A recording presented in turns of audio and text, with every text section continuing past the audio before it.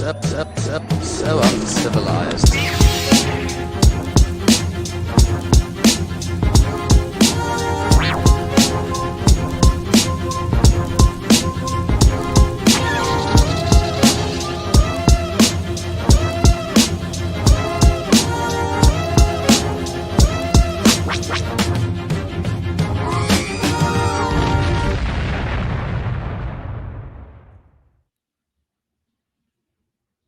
Greetings and welcome to the 1/6 Scale Man proudly presents another episode of You Know What It Is. This is Uncivilized Scoundrels on a Thursday night, and we are here recapping. This is our recap show, man. Like I said, there's nothing out brand new right now, but we decided because we didn't get a chance to do it the first time to go back and we are going to recap everything from the Skeleton Crew because we didn't get a chance to talk about it. It was an excellent show, really an excellent show. And you know what's the crazy part? Is that for some reason I think that Disney, I don't know if they're talking to people or if X is putting his bid in, because they always create these luxurious environments that he could be in. You know what I mean? It's some crazy shit. Like I could imagine him there. You know what I mean? So yeah. on Atten, he would be on Atten. Straight up. So it's definitely interesting, but definitely, man, thank you guys for being here, everybody who's tuning in. But of course, I'm not here by myself. I got this incredible panel here with me. Now do me a favor, if you don't already, hit that like button, subscribe to the channel, hit that bell notification so you're always up to date as to what we got going on. We got this amazing panel. X, what's going on with you, brother? How you doing, man? Living the dream. What can I say? So we're here to talk about Andor season 2, right? Because I have thoughts. You got some thoughts, bro? No. I absolutely. I love the fact that we're going to be talking about Skeleton Crew because it is very much like the Goonies. It's very Amblin, and I have a fun story in that back in undergrad, the actor who played Chunk came to our school and we had a little film screening, and they had a little contest. They're like, whoever can eat a king-size Baby Ruth the fastest will get a signed copy of The Goonies. Wow. And signed by X chomped it up. That's right. That is right. I did it all. So that Baby Ruth up. To Chris, the best Baby Ruth eater, and it's signed by Chunk. So I'm very, it brings back some great memories of that film. But you know what, bro? I used to love Baby Ruth, but there's one film. Baby Ruth? There's one film that completely changed that. And if you know, you know. Caddyshack. Oh, God. Yep. Yes, sir. I can't see it the same no more, bro. I can't see it the same no more, bro. For real. I just can't. I really, really can't. So you think about it now. we should do a Caddyshack rewatch as well. On the next Uncivilized Scoundrels. And now we're gonna talk about Caddyshack. Yo. But no, it's so good to be here with y'all to talk Star Wars. Did a nice rewatch of Skeleton Crew, and I have to say I liked it more the second time around than I liked it the first time. It was weird. I liked it the first time, but I enjoyed it even more the second time around, so I can't wait to chat with y'all about it. And watching it back to back, each episode back to back, it just made the enjoyment, the story just that much more richer. I loved it, bro. Me, I'm like, I wish it was a film. This would have worked really well as a film. As an actual film, it would have been incredible if they would have did it that way. It's episodic, it's great, but I'm like, this would have been a tight, solid film, and it would have been great. But definitely. I still appreciate it for what it is, and you're right. Getting to watch it, back to back to back to back, it just feels far more cohesive. And definitely, bro. As always, man, appreciate having you here as always. Next up, we got Uncle Keith. Uncle Keith in the building, man. What's going on? Thank you, man. Thank you for having me here. Really appreciate it. Like I said, I rewatched it, and X is right. It's Goonies. I'm gonna say E.T. I'm gonna say those movies you can see, when they're going through the forest and they got the little little thing and it's flying up in the air. You know, it had a combination of a lot of stuff, of a lot of Spielberg, you know, movies that we've seen. And that's why I like I said, I rewatched it. It was better the second time. It was a good adventure, a good kid show, you know, just amount of danger, just amount of fun, just amount of, you know, trying to some kids who are trying to find their way and you know, and they're living on this boring planet, but they want some adventure. It was a good show. I really enjoyed it. I really did. Yeah, bro. Yeah, it's and that's what we're definitely going to get into, because it was the feel of the show. They captured that ambulant type of feeling, you know, of what we saw from the Goonies. Even like there was even some elements to Stand By Me there, bro, as well. Oh yeah. You know what I mean? Like they really captured the essence of it, and I loved it. E.T. You know, it made me think about E.T., Close Encounters of the, you know, everything. You know, all those particular films, it was incredible. Even the world building of Close Encounters was almost as, you know, almost the same as at Atten. Even like the night scenes and stuff like that was incredible. So definitely, bro, I appreciate it, man. Thank you for being here as always. Next up, man, come on, man. You already know what it is, man. We got Van Dog in the building, bro. What's going on with you, bro? Yeah, I'm glad we got around to talking about this. Especially because there was so much bad publicity and talk and criticism about Acolyte, and then here this show comes along. A lot of people like it, but then aren't as loud about liking it as people were loud about not liking Acolyte. Yeah. That was really frustrating to me, because it's like, all right, well, you know, voice your opinions with shit you like too, y'all. Like, you know, let them know, because I want to see more creative projects like this that are, you know, a little bit risky. We talked about a lot of the risks that Andor took was being kind of outside the box and more mature.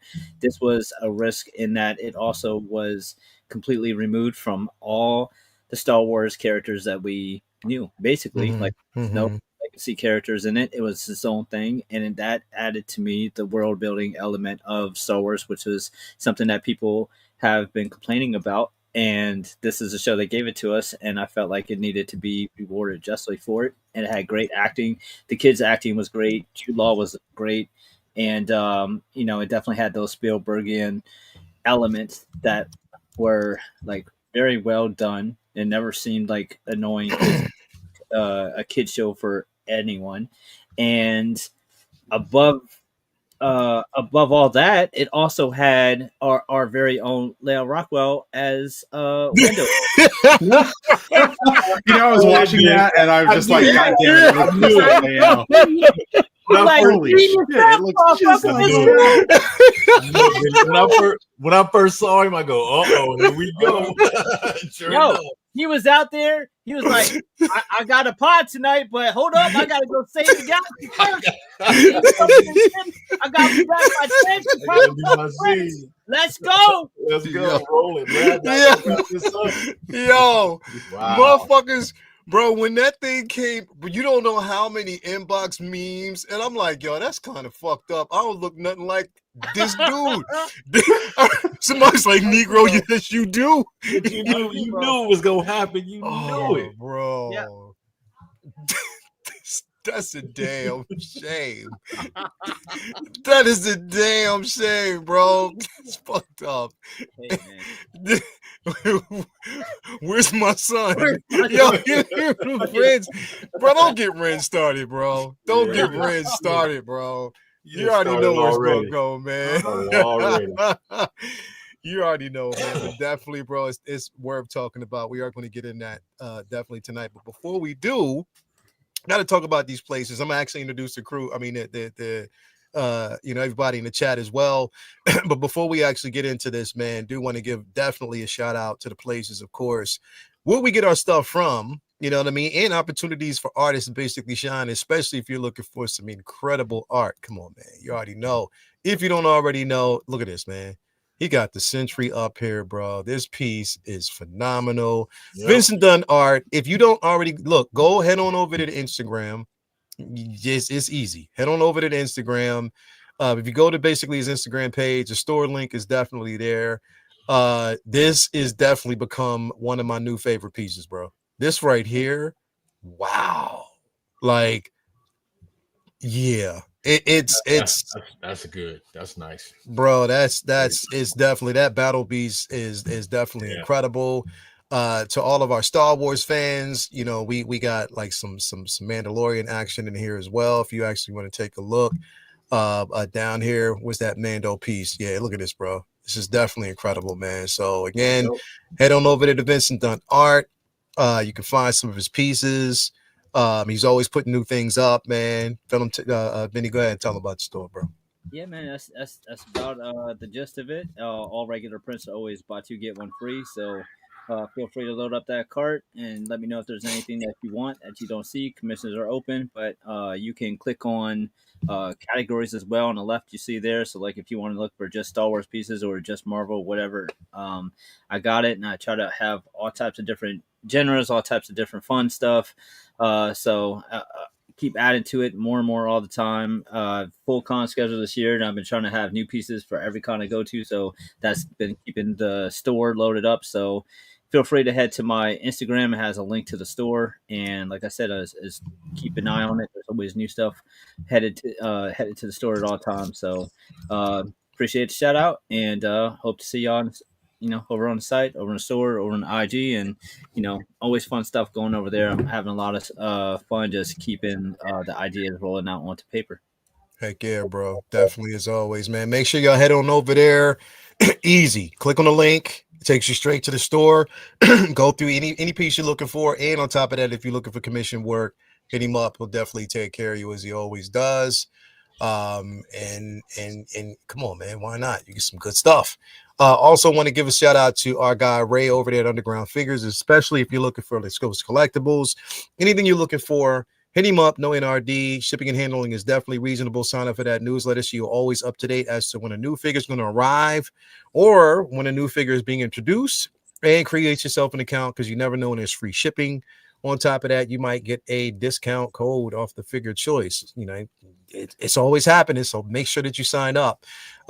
Also, we got to give a shout out to our guy Ray over there at Hawk Wars Toys. Speaking of which, you already know what it is. We got some of the most incredible at Sand Trooper right there. Whew, I'm telling you, I need one eventually. Not now, can't afford it, but yeah, we got a whole bunch of Star Wars stuff up here right now. Again, if you're looking for it, he got it. And again, proud sponsor of everything that we got going over there at the Figure Flex Friday Facebook group. So hit him up. He will definitely take care of you. Also, we want to give a shout out to our guy Brian Wong over there at Maji Case Maji Space. If you're looking for the incredible display to house some of those figures or even prints, artwork, whatever, hit him up. He'll definitely take care of you. I got that mono, but you get a chance to get a display of your choice. He is always about hooking people up and making sure that you have everything that you need. We want to also give a shout out to our guy Jacob over there, Comic Relief and Comic Collectibles. Again, it's not about just the figures, but it's also physical media. If you want to know where these things come from, hit him up. He'll definitely take care of you. Also, got to give a super duper shout out to the incredible Tina Cruz, man. Come on, man. Tina, I saw this the other day, and listen, she's always hooking. Look what she did to Me Now Win. I mean, she's doing some incredible work. Wow. Yeah, look at that, bro. This is what she did this is her newest piece. I thought this was real. I thought this was a real person. I saw that picture. I thought that was a person. Yeah, nah. This is definitely a piece that she did. Man. She dyed the hair herself. I guess I see the pegs right there. And I see you see the pegs, and it's like, okay, yeah. Now I can see, but it's the way she did it. This is incredible, bro. She does. Look at that. And she dyes it herself, bro. Man, she ain't playing around. She is not playing around, bro. Tina Cruz, you definitely want to hit her up, and she'll take care of you as always, man. As always. But yes, man, we are here, definitely here to talk about none other than the Skeleton Crew. I mean, pleasant surprise of an actual show, and I'm so glad it got the love that it deserves. Now, I'm hoping, by the grace, I don't know what's going to actually happen. I'm hoping that. It's so much more story that they can actually tell, man. And I'm hoping that we get a possible season 2. I don't know we will. I don't think that we will, but I'm still trying. I'm hopeful. Yeah, I mean, for me, it was like everybody especially what's his name's character? Damn, I can't remember his name now. Which one? I can't remember his real name now. the lead male character. Damn, I can't believe it. Jude Law. Jude Law. Yeah. Yeah. Well, I wanted to, hear more of his story about what Jedi, took him under his wing and started training him, after Order 66. I'm assuming that's what happened. But this is supposed to be what, 4 years after the fall of the Empire, I think it was. Yeah. Isn't that so? That had to be way before, because he's got to be probably in his late, early 30s or something. So Jedi took him under his wing, and I wonder where at and what for. I would like to know a little bit more about his backstory. Yeah. I would like to know why the one little girl with the augmentation. KB. Yeah, they never mentioned, the accident actually was, because Yeah. she has some pretty extensive augmentation going on, especially in her head. So, I was wondering if it might have been like maybe brain damage, or if something might have actually happened, like a terrible accident or whatever, and this is what's keeping her alive right now. Yeah. But she's such an interesting character. Yes, she was. Because she definitely reminded me. You already know who she reminded me of, and I like that they kind of added that character in here. But it was so much richness to her story. I think the kids, bro, they played so well off of each other, bro. Yeah, they did. And my man Neil with the comb over. Come on, man. Man, it's a serious comb. Neil is the MVP. Neil. Yeah, he was. Neil in the bathtub. Neil, saving the day. Yeah. Neil was living his best life. Neil it was a great getting the girl. Yeah. Neil was such cannons and all exactly, sorts of stuff. exactly, bro. He was such an incredible character. I love Wim's arc. Just that individual who's he's looking beyond the stars. He's always that, wanting to, the stories of the Jedi is something he's definitely interested in. Fern, strong lead female role who, sometimes gets carried away, but it comes from a good place. But she starts out as almost a selfish individual. Then you discover as it goes on, she, there's an interesting side to her.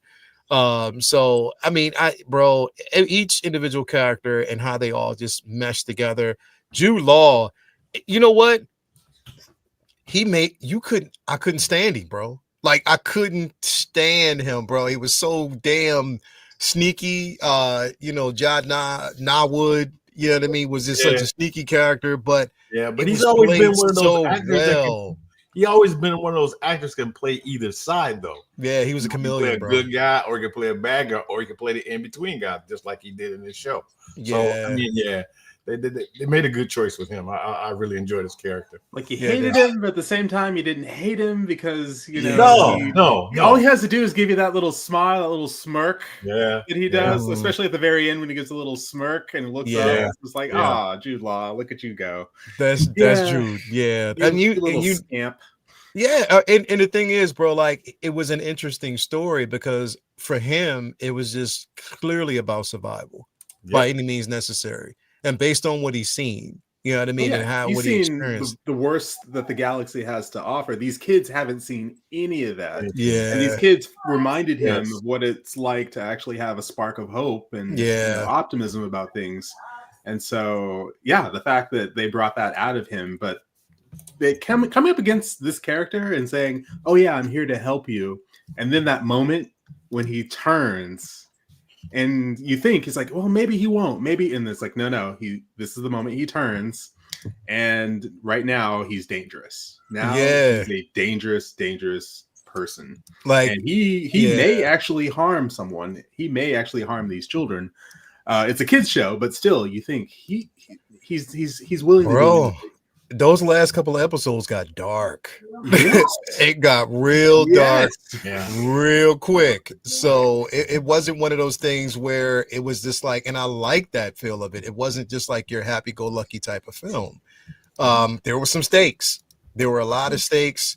And it was interesting to see how they kind of navigated through these worlds. You're finding out that Ad Atten you know, you have like a different versions, like a planet that was basically created in the outer realm. Yep. It was like, wow, like it was that such was pretty. Yeah, that was pretty interesting too. That was really such interesting, you know, stories to tell. But then, and well, you know what? Before I kind of go deep into this, Vinny, because I didn't realize this until I even like, because this was like my third time watching it, but the second time around, I was like, wait a minute, what? But before I do that, let me actually, you know, check in with the chat. We got Mark P in here. Thank you for being here as well. We got Pedro Lopez in the building. Thank you for being here. As always, appreciate that. We got my baby Latoya T in here. Thank you for being here, baby. We got Benjamin E. Green in here. Who else we got with us today? We got Rians Talentino in the building. Thank you for being here. Chuck G is in here with us. Thank you for being here, brother. Who else do we got in here? Charlie the Unicorn is in here. Thank you for being here, brother, as always. Who else do we got in here with us? We got Christopher Greaves in here. Thank you for being here, brother. As always, appreciate you having being here. Who else do we got in here with us? We got Blue Tattoo. What's going on with you, brother? So glad to have you here. We got S.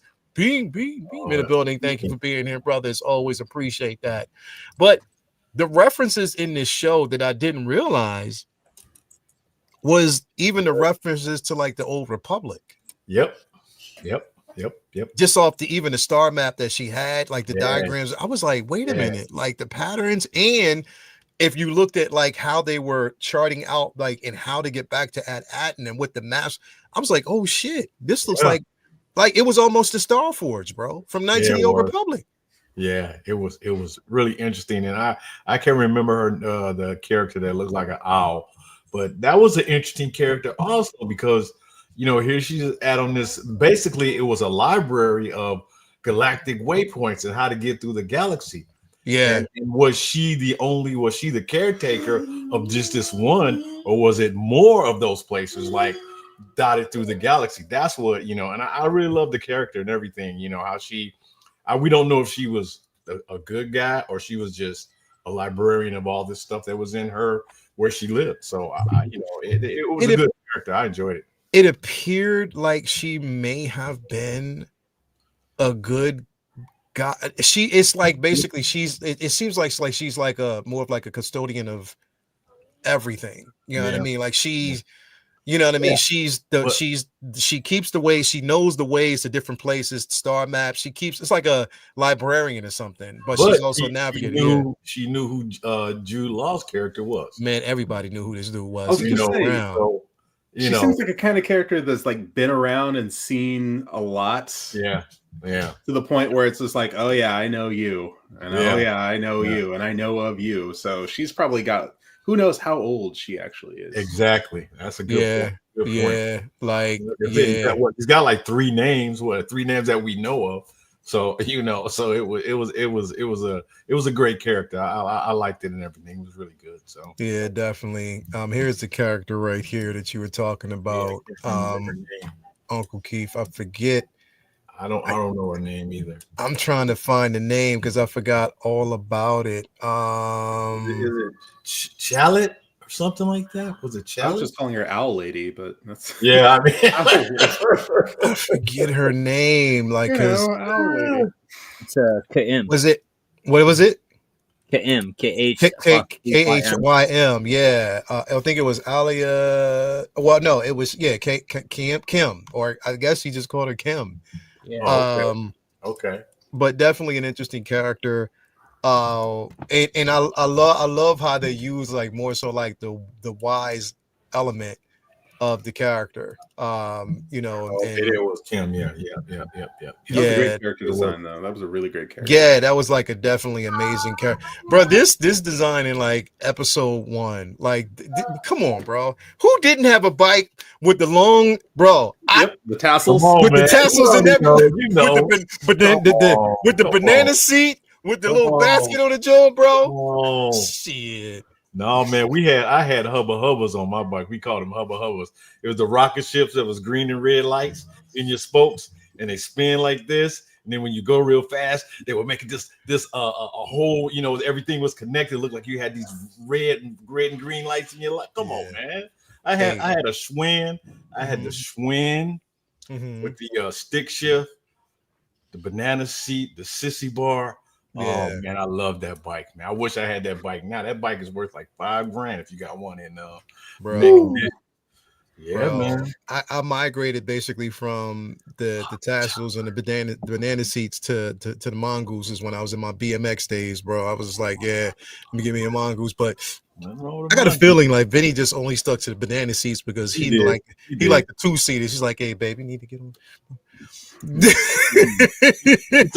used to go find that old bike somebody had thrown away, and then you get him a hacksaw and cut the forks off, and then he extend it so he can have him a chopper. I know Vinny had the steering wheel. He didn't have no Yeah, regular. he He had had no the steering wheel. Yeah. I made them pedal. I was in the sidecar. Like,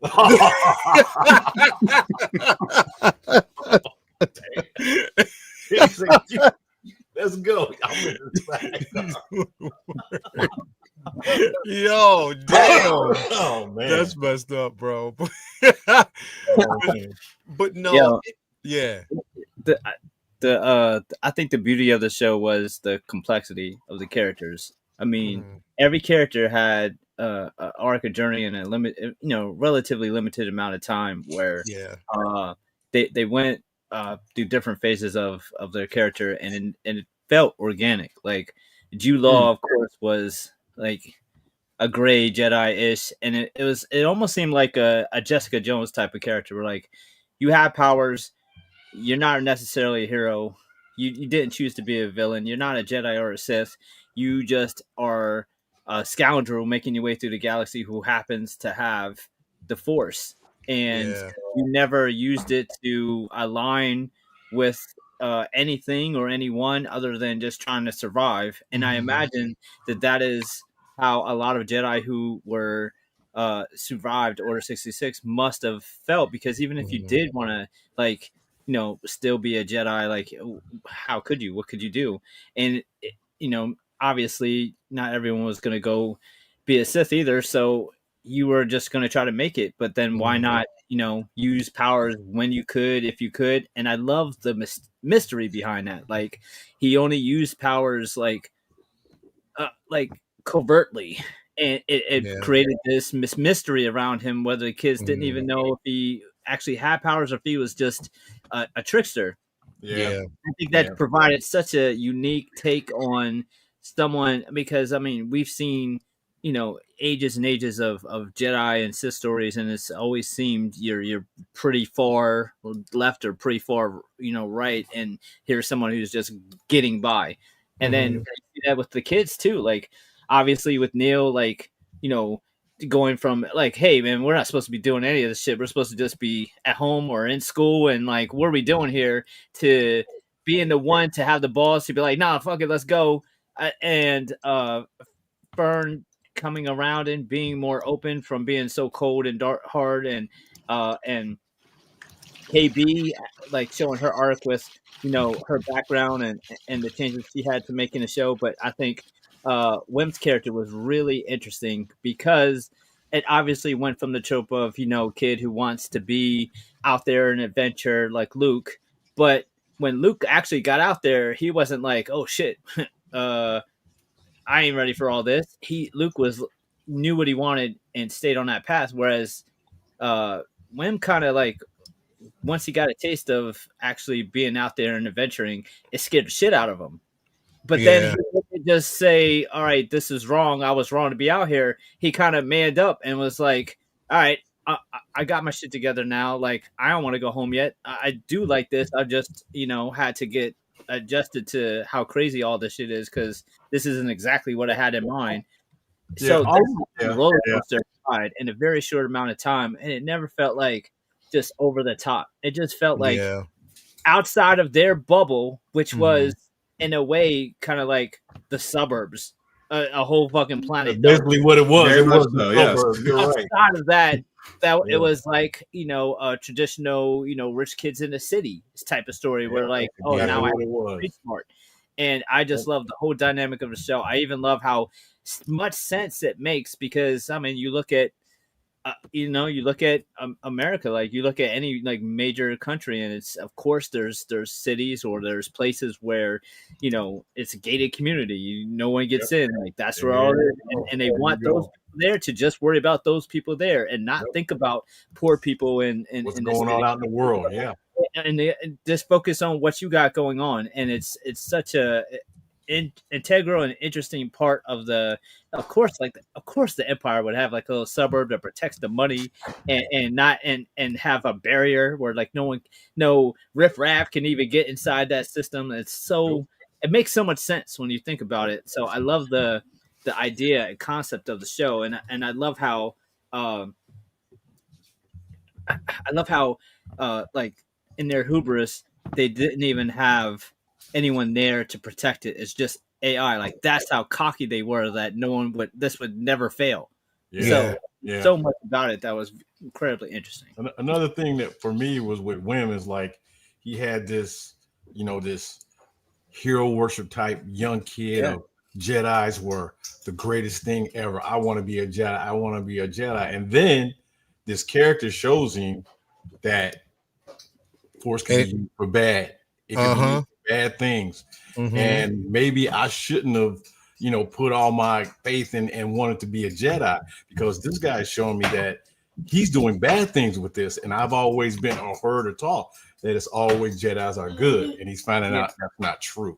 So even the way that Jude would, I forget Jude's character's name, but even in the way that he was bad, you felt bad for him. Like there was parts of this where I was rooting for him to get some of that damn money and then get to go home.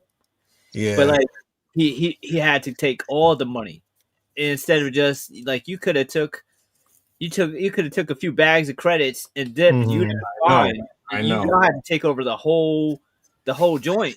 And like that's I think that's, you know, where it was like, okay, he crossed a line.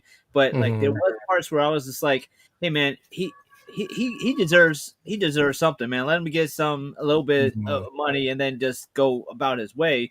But it took him far. But I think it was where he never had anything, and to come into this big flush of cash was like the greed was just so much that he just couldn't help himself. He just couldn't help it. And it wasn't initially his initial intent was never to hurt those kids. No, you know, he might have, you know, had harsh tactics, but it wasn't. It felt like one of those 80s bank robber flicks where you kind of root for the bank robber because they're not hurting people. They really just want to get paid. And it's like, you're not robbing from people. You're robbing from an insured corporation. Not quite Robin Hood, but on that level. It felt like a adventure fun type 80s bank robber flip, like, you know, with the, you know, Russells or something. It felt like fun almost in a way until it wasn't. And the idea that this, you know, I mean, the children were sheltered, but the adults were sheltered. The whole civilization was sheltered. This was a planet that didn't know that there were 2 civil wars that they missed. They still thought the Republic was a thing. So when he showed up, he's like, oh, you must be a Jedi. They did not know that there was a civil war that featured droids on the bad side, quote unquote, the you know, Confederacy of Independent Systems. If they had known, they would not be so friendly to all the droids that are watching over them all the time. So literally a planet that is so disconnected from the galaxy that they did not know that 2 civil wars happened. The Republic fell, the Empire rose, the Empire fell, and then the new Republic is now in place, and they have no idea that actually occurred. And the fact that they then decide to go, that, you know, Wim and the kids decide to go on an adventure, they get to see what worlds that look just like theirs. It's like you saw child soldiers. You know, you saw a world that looked just like theirs, and they got to see, well, back home, this is what my life is like, and they get to see, you know, how their life compares. And that's the same thing that happens whenever I leave the country or go to a different state or whatever. I come back and I, you know, rethink about how things are back where I live, you know, but getting out and seeing the world and realizing it's one of those things that you'd mentioned about Wim, when he says, when they first are captured at the space, at the depot, and he's like, "This is not what the galaxy is supposed to be." Yeah. And he's kind of disappointed. He's like, "This isn't what it's supposed to be," and they get like a crash course in what the galaxy actually is. Yeah. It's sort of like what they're being taught. Like everything that they know it's like a sheltered, if you go to any type of country, if I go to Australia, their depiction of the United States and what they basically see is from what they see on TV. If you've never really traveled anywhere, if we've what we see on TV of like just third world countries, we believe based off the images that are being showed, the stories that are being presented. They were sheltered on this rich planet full of like resources, and now that we know that, pretty much it was there in place, and it's mainly used as like a banking, sort of like a banking or planet. It was basically Fort Knox. That's what it was. It is. So you can imagine, like a lot of trades that are basically happening in and out. They're actually responsible for the Republican credits that we actually see. So again, they're sheltered away from it, but they're working for a regime that they have no idea. Like it's like you're working for a machine. There is no sense of government actually on that planet. Everything is ran by AI and machines. There's no kind. That's what I thought was so interesting and odd, maybe even about them focusing on news outlets and Andor, because there's so many instances like Skeleton Crew where it definitely seems the Empire has every planet like in a bubble where they don't really get to see what's going on with other planets. And like even Wim's like, where he was getting his information from was like very crude tablet information where it's just like a mock-up. It's not like he was watching TV. He was like reading. It was like like he was reading fables and tales. Like there wasn't media. It's not like he had YouTube or it was like viewing footage of Jedis in action or something. It was part of the Empire with their propaganda of keeping people in like control. He had like little brochures on what things are instead of actual like footage or I mean it just these people didn't even know about the Empire is the thing. No. They still had stuff from the old Republic. They still had stuff from the Republic, so you're right. They had the fairy tales. That's why every time what the Jedi do, every time they use those credits, they go, "Where'd you get these from? Where'd you get these?" Like, where'd you get these things? These things are old." So they had no idea, none whatsoever, what was going on out in the world, which is very interesting to me. And like I said, when they were in that one tower, this wasn't the only planet like this. All those planets they were naming off were exactly like the one they lived on. It's sort of like each planet. Either it was like each planet had its own environment, but it's like maybe they were prototypes to get to where this particular planet is. Again, everything matched structurally. Everything was the same. They were destroyed. All those planets were destroyed. This was the only one that survived. So it just makes you think about like in real life how like if there is a civil war or regime change, sometimes it takes months, maybe even years for like a town. You know what I mean? Hundreds of years ago, to know that they lost, and now there's a new king, or now there's a new ruler. If you live in some backwoods part of the country, you may not even know that now whoever was the king or the dictator or the ruler or whatever is now is a totally different regime, and it just totally new people you're paying taxes to or ties to or whatever the case may be. And this seems like this is something that's really interesting to me about the Empire taking over the old Republic to Empire to New Republic. Is like, how long does it take, logistically to get to all these different systems and put their infrastructure and their rules and their propaganda and their flags and their merch and all their bullshit in place. Mm-hmm. They're like, okay, now we're in charge here, because even just here in America, let alone the galaxy, sometimes that takes a minute to acclimate. So like I can imagine what it takes on a galactic scale. Yeah, that is it, and that's right, bro. Well, in this case, the planet was hidden, so they couldn't even find it. Is the thing? The people on this planet. I mean, let's face it. When they went into space, it's the first time they'd ever even seen stars.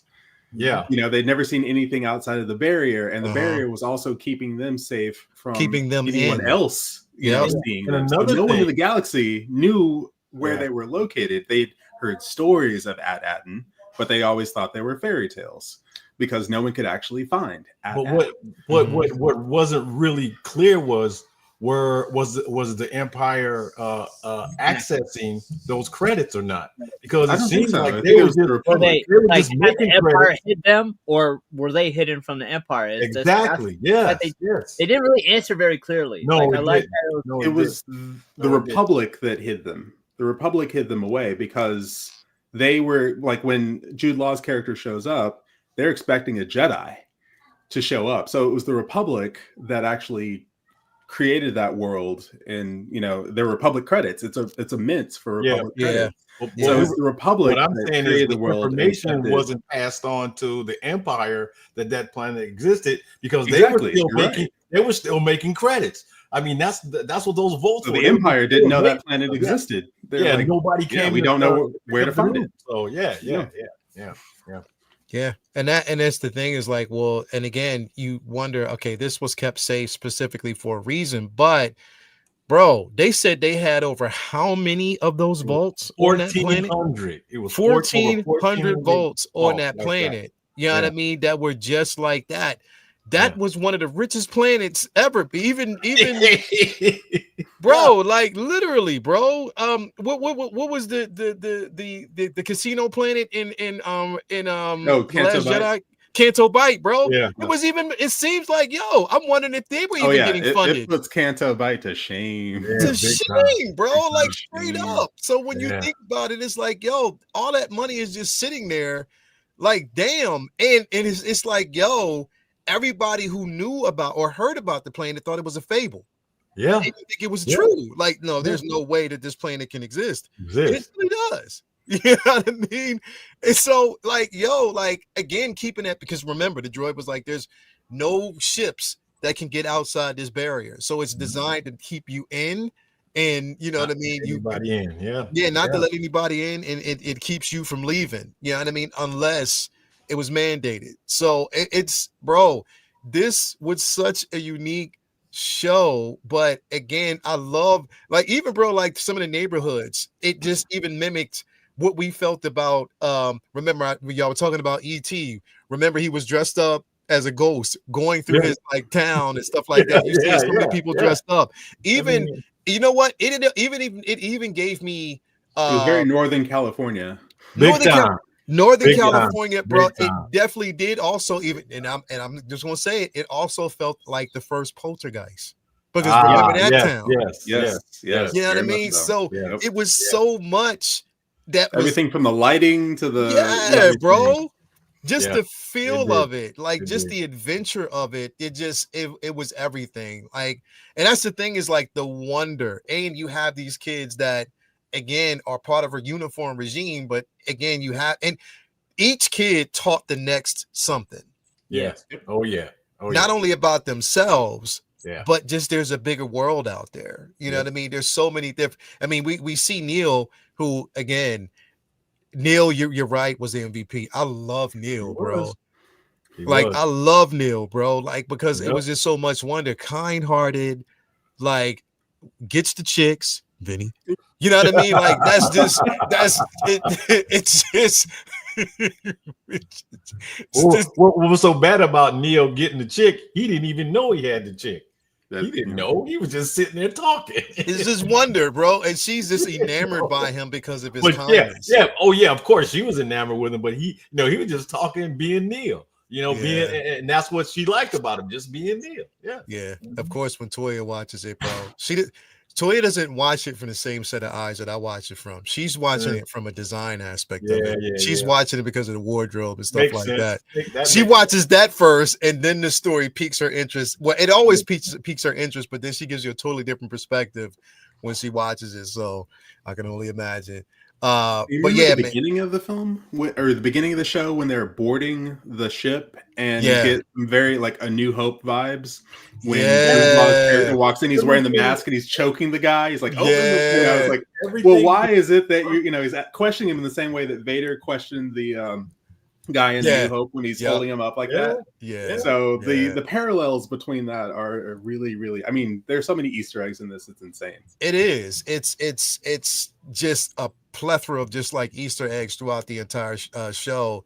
Let me ask you a question, and because I was thinking about this, even as I was watching it, because what if Disney would continue to do stuff like this? And what I mean by this is like we know what we know about Andor. Okay, so Andor later on or earlier on under the oppression of the Empire. Now we have it to where the fall of the Empire, we have this particular story, different aspects, so many different stories that are actually told. I like that. Again, you don't have to tie this into any other IP, but yet it exists. When you get Andor, you get something like this that's so light, so upbeat, and it's just fun and wonder, bro. Even when one of the, and I'm gonna pull this up here real quick because this was probably one of my favorite scenes. I know you're gonna start talking shit, but I don't care. But it was one of my favorite scenes, bro. When the dopeness of this was, again, the dad discovered the wonder as well. It let him basically figure out, look, wait, y'all kids is having this much fun? Even when they jumped and made that leap, that jump, he was like, yo, did you see that? They was just so excited about it. He got a chance to see the wonder in his son. And I think that this scene, for people who have children, it connected the dots more between him and and Wim. You know what I mean? Where it became more believable. He trusted his son. You are 100% correct, Leo, because his his father was the straight-laced, workaholic guy who didn't know how to have fun. Wim wanted to have fun. So this scene, you are 100% correct. It showed him that there's more to life than working in that damn office and to jump across that ravine. Wow, I didn't know I could do that. Do something like that. That was great, bro. I think that's something we all need to know as adults. We somehow managed to lose this. We lose our sense of wonder. We lose something along the way. And we lose the ability to have fun. We lose the ability to be curious about things. We lose it and we replace it with what Wim's father was doing, which is I have to work. I have to work. I have to, it's like, come on, I have responsibilities. There's no adventure. We lose the adventure and we replace it with what? Responsibility? Exactly. Here's a couple of credits. I'm not going to be around. Get yourself some lunch. And sometimes all they want is that time. Just that quality time and just for you to recognize and it's the importance of it. And then because you were it's sort of like you were not, I don't want to say he was complacent, but he was dismissive of his son's idealism, that his son sought it somewhere else. And that's why they ended up leaving his planet. And he was the only one out of all of them was like, yo, I'm ready to go. Like, I want to be gone. It's just it's fun. Even through the tragedy and everything that was happening, he was having, but it's just that he wanted to feel that level of importance. He wanted to feel like he was important. I'm memeing this right here because this is how when we go to Comic-Con, all them chicks be looking at Vinny like this, bro. It's always this fucking way, bro. Like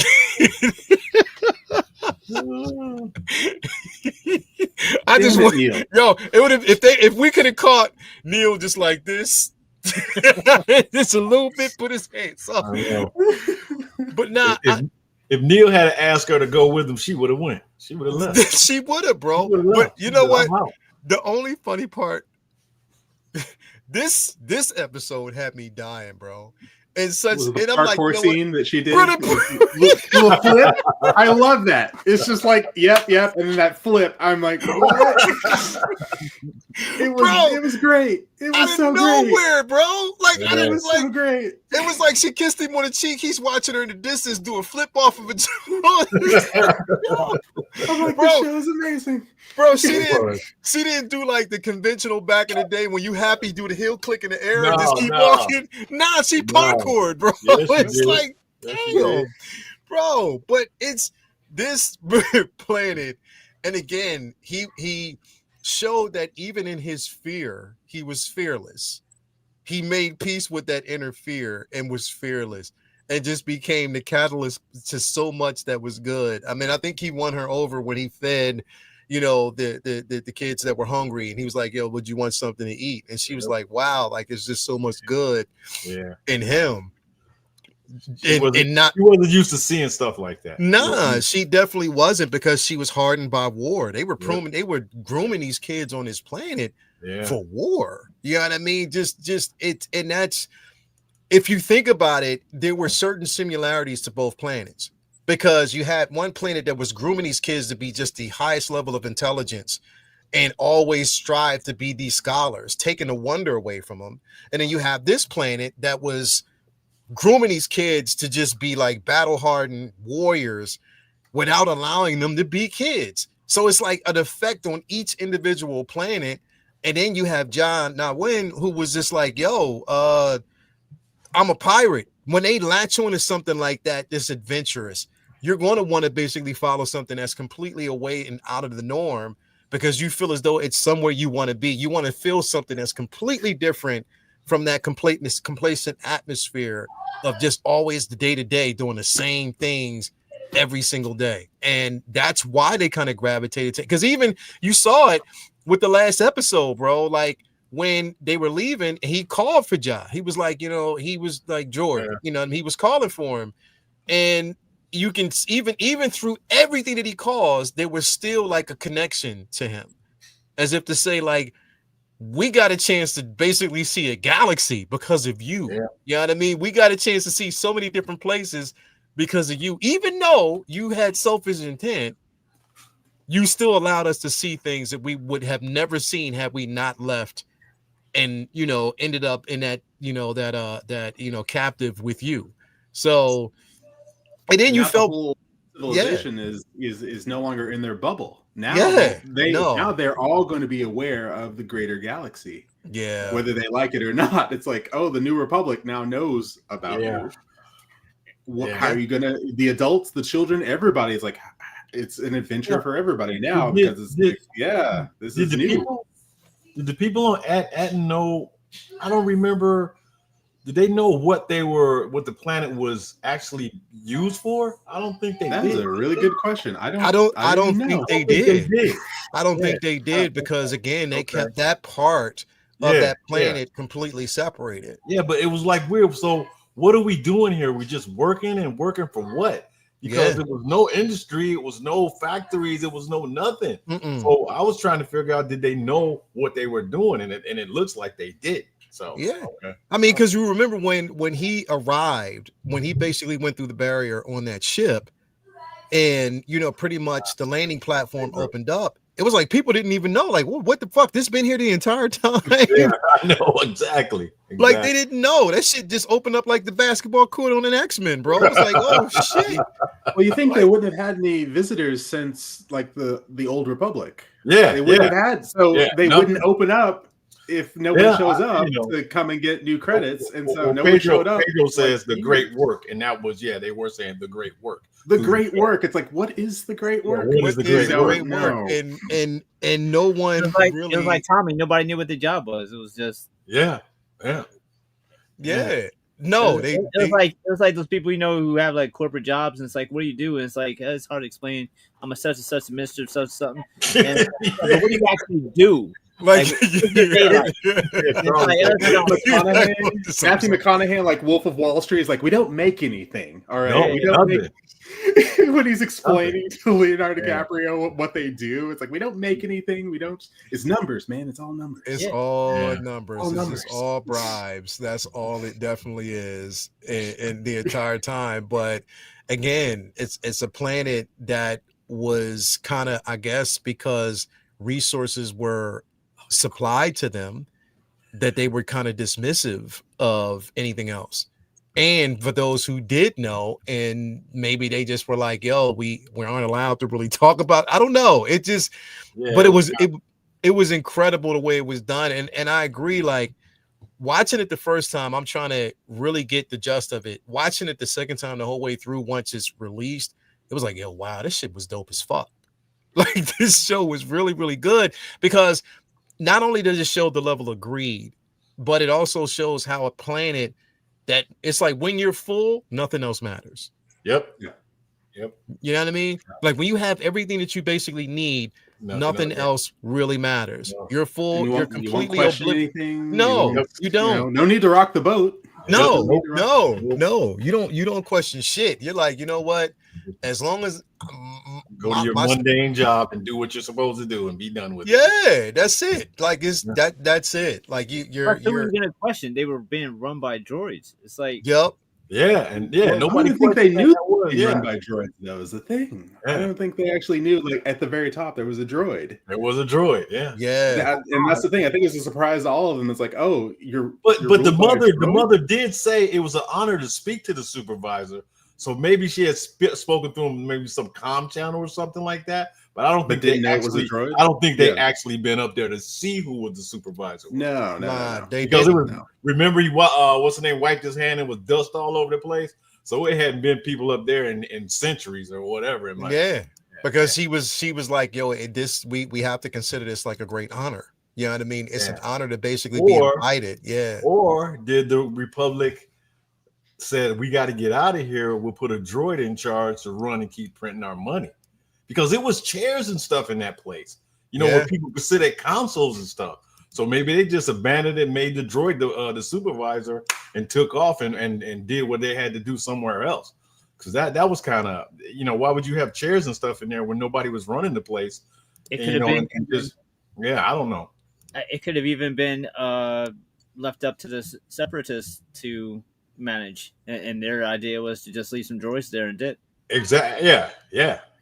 Who knows? But it's a question, that I was thinking about when I saw those, all those chairs and those consoles and where the supervisor was. Well, where were the people who were, doing their little mundane jobs never worked in there because they were doing something else. Yeah. It didn't make, so I don't know. And even from the get-go, something kind of insidious. Even from episode 1, you're like, something's off about this place. Oh yeah, something you can tell that off. Like there are too many droids running. Something is, and the droids are all watching all the time. Like there's something off all the time. But you couldn't put your finger on it because you had no idea that it was just a planet being run by like a droid. And but you're like, there's something off about this place. There's a little too much surveillance. There's a little too much something. You had no idea what it was. Are we? I think it's time we address the elephant in the room, bro. Are we going to talk about this? Neil? No. Are we going to talk about the holiday special holovid? No. Holovid that Neil's family was watching, which was great. No. It was that was, but we got to address this, bro. Okay. Why did they do Urkel like this, bro? Like, why, bro? That is true. We all why, thought bro? For big might have been the things. only part of the show I didn't like. Bro, why did they chumped him? They chumped him out. Bro, they chumped him so bro, if they would have came to me and bro, like say, yo, we want you to, I'm like, wait. If I'd have saw the costume, I'd have been like, nah. No, man. Well, we got to see a cool Bothan.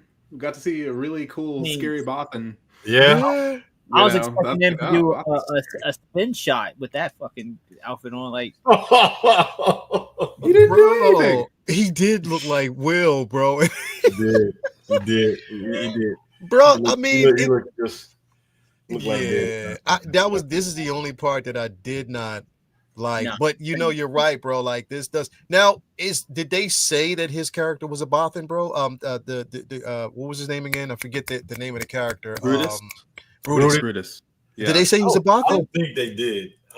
But that looks just like a Bothan. Like it does. And here's the thing, because you know what I'm about to say, bro. I want a story about the Bothans who risked their lives. Yeah. For the second Death Star. I've been wanting to see a story like that, bro. When Mothra talked about it, I would love to see that. But even, bro, like, damn, when the story went dark is when he shot Brutus the way he did, bro. Yeah, that was something hard. He didn't hesitate, man. He did not hesitate, bro. It was just like, oh, really? Oh, okay. Well, one of us is expendable. You think by holding him that you are, as a matter of fact, you did me a favor and shot him, bro. Like, just like it was nothing. Like, damn. Like, yeah, bro. It was so you know he had the the inside of them to hurt the kids. You know, Yeah. it wasn't no ifs, ands, and buts. If he had to, he would have got one. He would have killed the mother. He would have killed anybody, the father, any of them. You know, to get what he wanted. And that was the goal. And hit the road. That's all he wanted. This is another pick of how them chicks be looking at Vinny at Comic-Con. Oh, that's what's the name. But yeah, bro, like I love this character though, bro. I wouldn't. Was her. I was trying to figure out because I heard her talk, and I said, "Oh, that's so and so that was in Harry Potter. That's so and so that was in No Country for Old Men." They called her Pocket. Her name is Kelly McDonald. Kelly McDonald. I said, yeah, bro.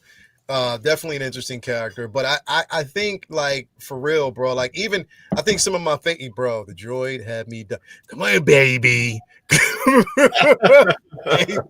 When they said the babysitter protocol, bro, that was so damn funny, bro. Like it had me crying, bro.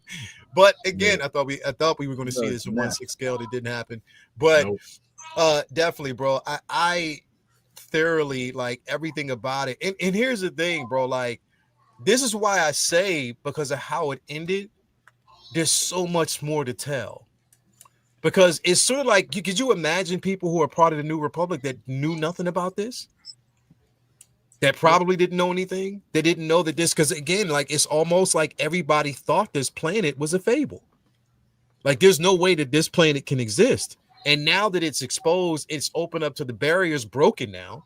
Like it's completely open. The planet is, I mean, they got enough resources to rebuild because, you know, they were just kind of outrun by pirates. Do you think now that the Republic knows that this is open now the way it is, that there's going to be more, because there's ways that you can, now it's going to be more safeguarded than anything. You're going to open up posts.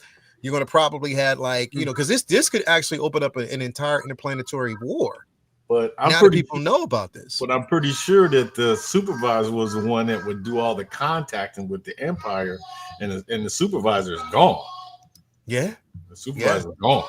So I don't know if they would know, you know, that the planet is, could be accessed now or not. That's another story that probably would have been a good idea to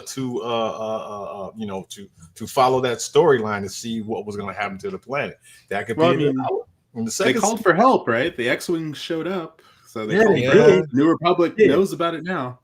Yeah, they did. So, well, that would be great. Charlie the Unicorn's like, Thrawn's going to pull up on this droid. I'm like, that would be amazing if Thrawn showed up. It's like, no money. I need that would be amazing. Well, here's the thing though, because they did say that this story is supposed to tie closely to both the Mandalorian. Well, actually, more so Ahsoka. They said that this movie or this show has direct ties to it. So what I'm wondering is how. Thrawn said, "I need to go make a withdrawal."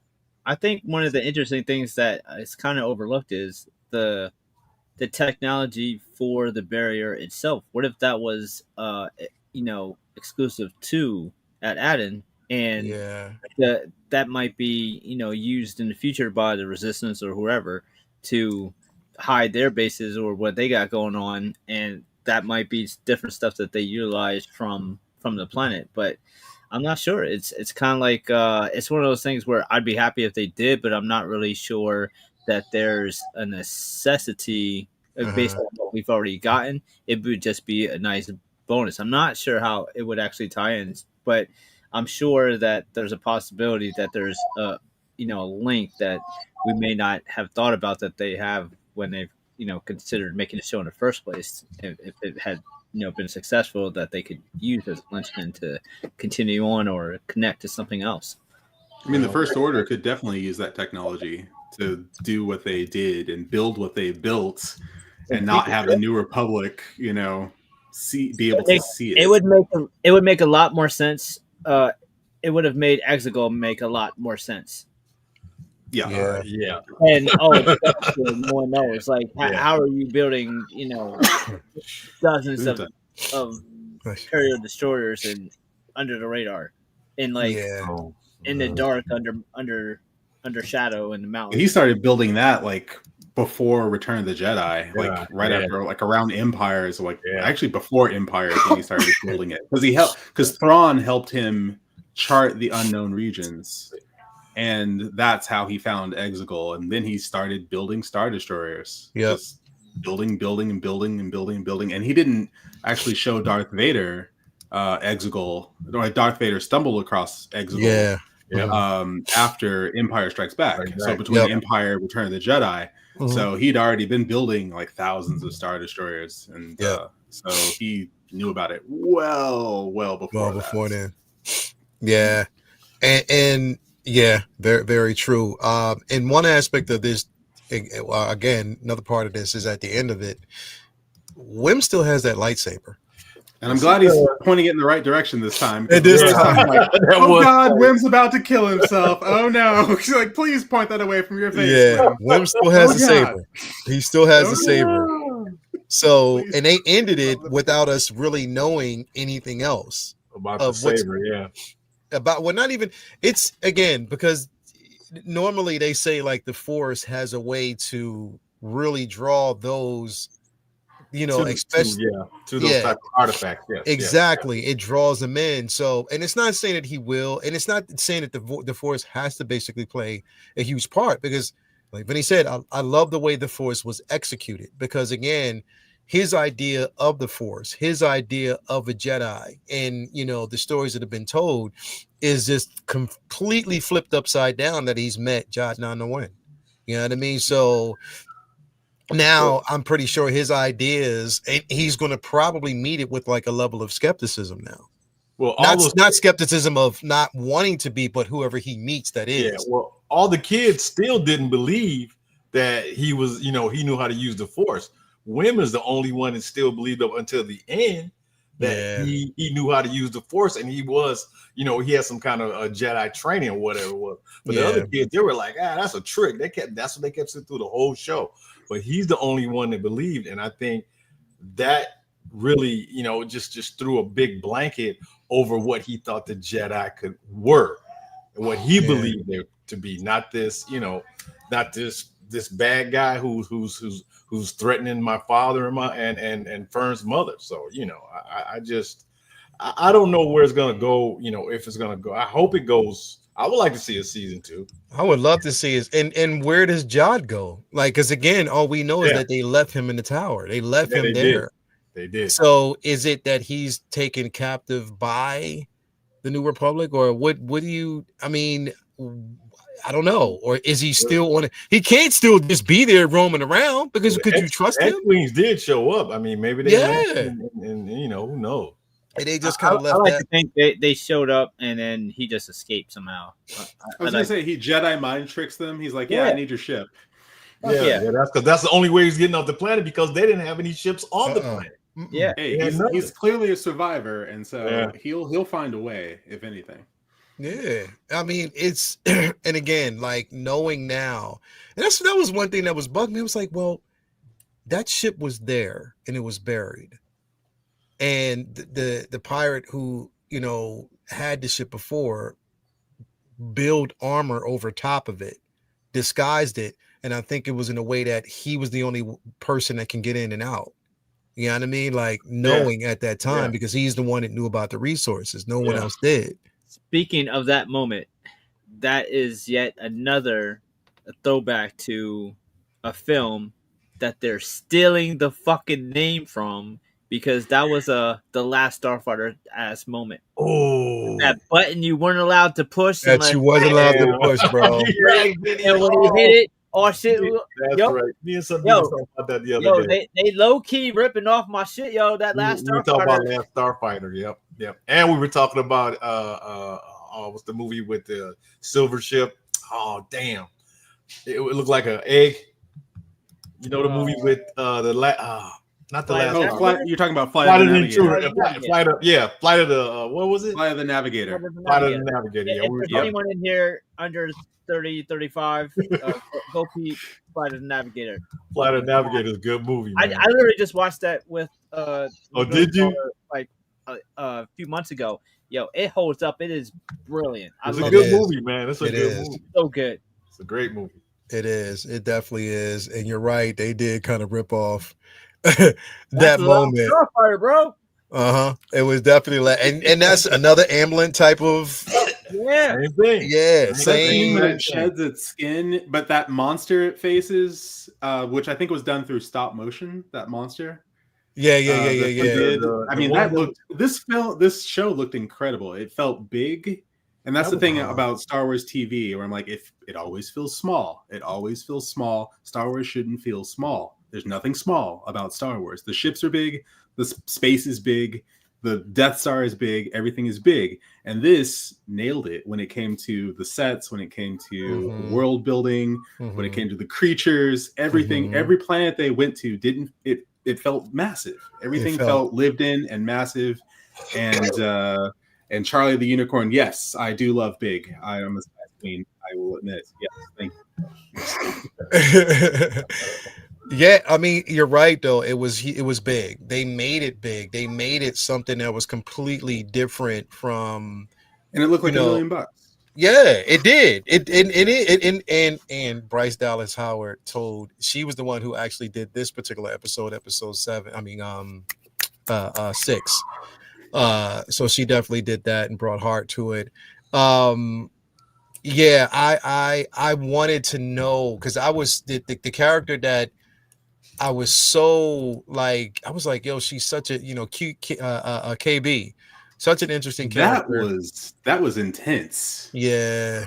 When he had to like replace her. Yeah, she's trying to like bro. instruct him how to do it, and then she basically says like, "Yeah, you just basically saved my life. Otherwise, I would have died." So you were just a hero. She basically had to reboot. That's what she did. Yeah. She was such an interesting character. Like really, bro. She reminded me of Lobot. You know what I mean? Yeah, like more like a Lobot type of characters. Yep. Exactly. You know what I mean? But she played it so well. They did the way they picked this cast, bro. The casting on this, whoever basically the casting director, Chef's kiss, because they did a phenomenal job, picking these and again, the chemistry between all of them was so incredible, man. They did it so well. Even all the way down to like when they actually found the artifacts, they found like everything and he told well, I keep forgetting the name of the android. What was it again? SM-33. Was it SM-37? It was SM-33, I think. I think SM-33. Yeah. So, and when he told him to, reflood the acid, and you heard him screaming, bro. That shit was funny as fuck. That was good.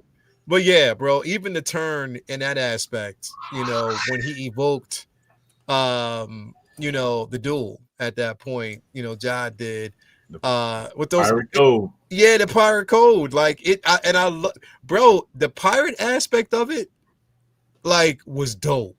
It was so damn dope, and it handled again in the character vein. He was from the Mandalorian. Yeah. Yep. Because remember, he escaped the planet. Yeah. You know what I mean? So that ties into that. I'm just trying to see how they're going to tie this into Ahsoka, because they're saying it is. So I wouldn't be surprised if they're funding certain parts of the galaxy. And to have 14, what did you say? 14,000? 1,400.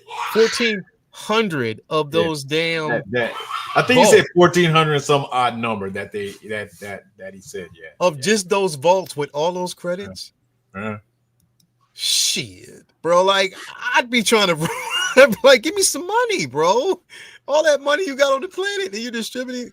Yeah, that it's. It doesn't look like they were distributing the money. It was just being printed, just enough. Yeah, nobody was coming to pick anything. No one was coming to get it. Yeah, that's the thing. Yeah. Since the Republic, stopped being the Republic, no one came to get it. So, but that's what I'm saying. Like, no one came to get it. But are they? Is it cash funding to like different? I mean, because again, there's we don't know like. Yeah, we don't know the finance and the banking system. Like the banking system and how they basically do it. Everything, it seems like everything is like damn near direct deposit. You just I know. You know what I mean? Like you just go get it. Like everybody has to be backed up with something. How are they more subjugated type of funds? They just printing money. What's going on? All direct deposit, all digital. The funny part is the logistics of does that like affected or hurt the economy if they did introduce the planet back into the world because of the influx of money. Just like how we're told if we can't just print unlimited money here because it would ruin it, and it's like it money is just a construct. Just say it doesn't. You know what I mean? It'll be interesting to see how that if they explore the show further would change or affect things by now that money all just being able to be distributed out into the galaxy. If that's even what that money was even going to. Yeah. Who knows? Like that's the thing. Like who knows? Like who directly knows? I mean, it's like your planet is being ran and pretty much organized by droids. You've never really seen, the director or anyone. It's like, wouldn't you? I guess they've just been doing this for so many years and so long, decades of being ran this way that there was nothing to question because there's order with these androids. But I'm like, you flimsy motherfuckers, I would kick you if you try to take something from me.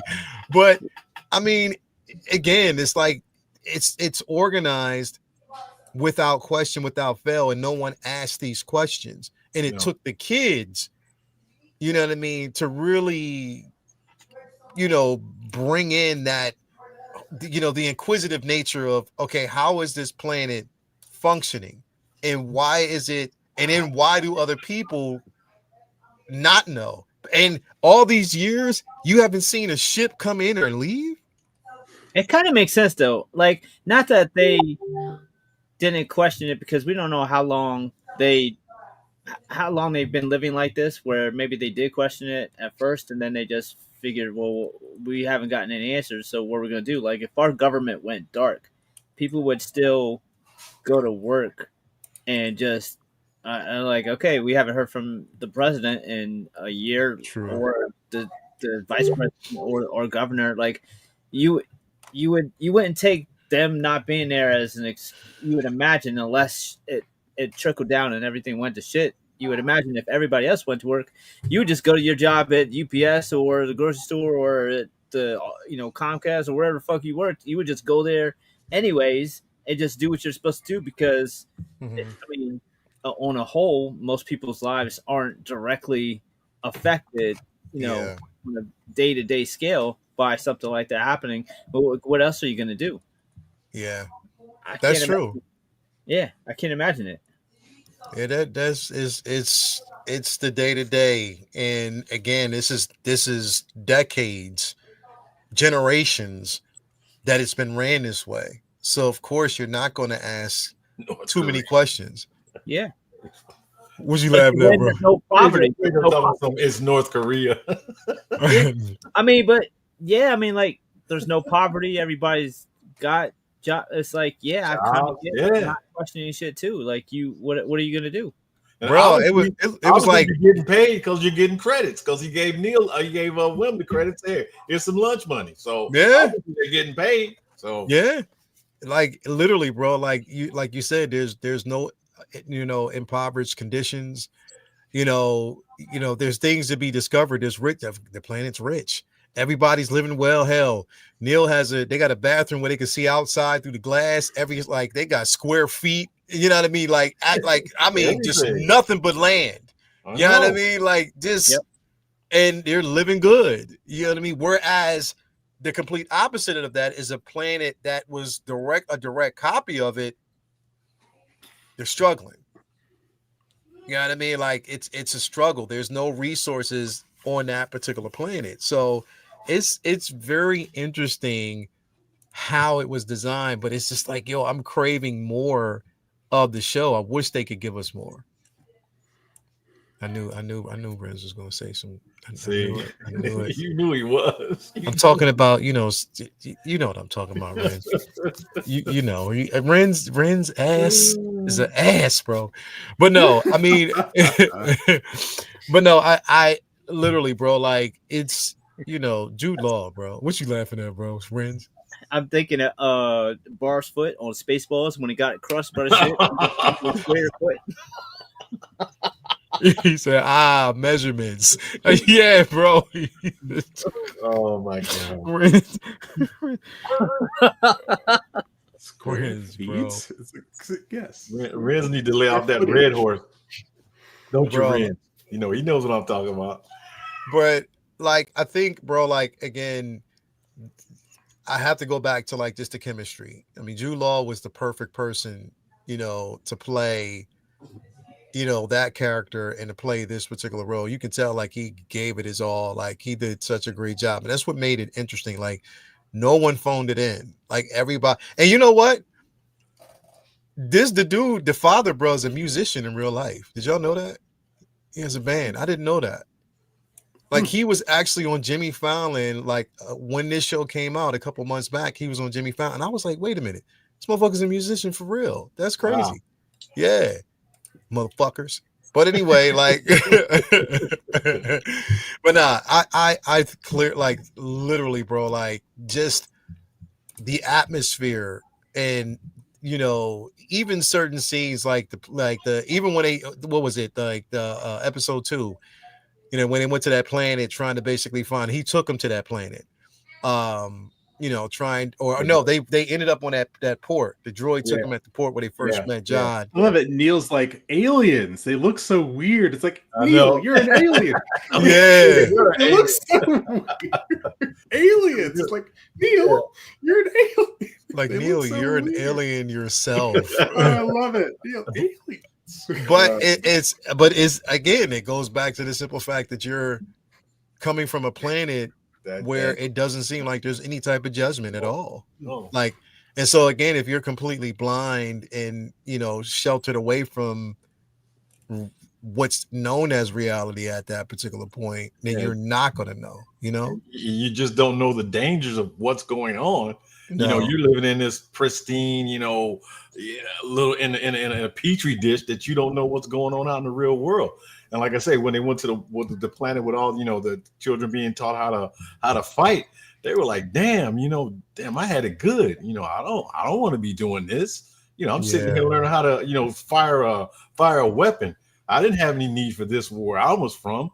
But like I said, it just shows you that living in a bubble, like a lot of people do who don't try to look outside of where they live or the world to see what's going on. That's a dangerous thing, a very dangerous thing, not knowing what's going on.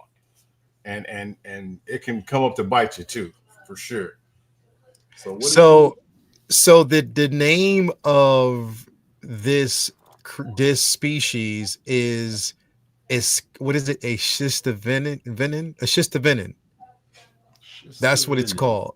A schistovenin because that's what they're saying it was named. The one that we actually saw on Mos Eisley was Lac Chivrac.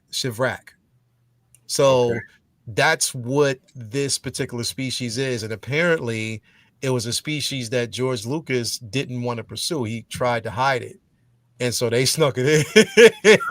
Oh, okay. Yeah, they just basically brought it in on this show, which is interesting. So I'm like, yo, I love the simple fact that they're leaking. I mean, they're reaching back in the lore and bringing some of those interesting characters in. I hope they continue to do that, bro. Like the Mandalorian was doing it.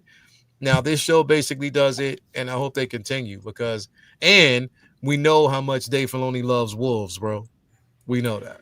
Oh yeah. That's just about that. To me, that's one of the fun ways for the for the connected tissue and world building that Star Wars does. That doesn't necessarily have to have like an iconic, stormtrooper or Jedi or whatever. You could have a species that you've seen for a second on Mos Eisley be the connection, kind of like how Mandalorian had the I forget his name, the rat type creature from Jabba's palace. Like being cooked and it's Oh, like, monkey lizard. I forget. Kowakian monkey lizard.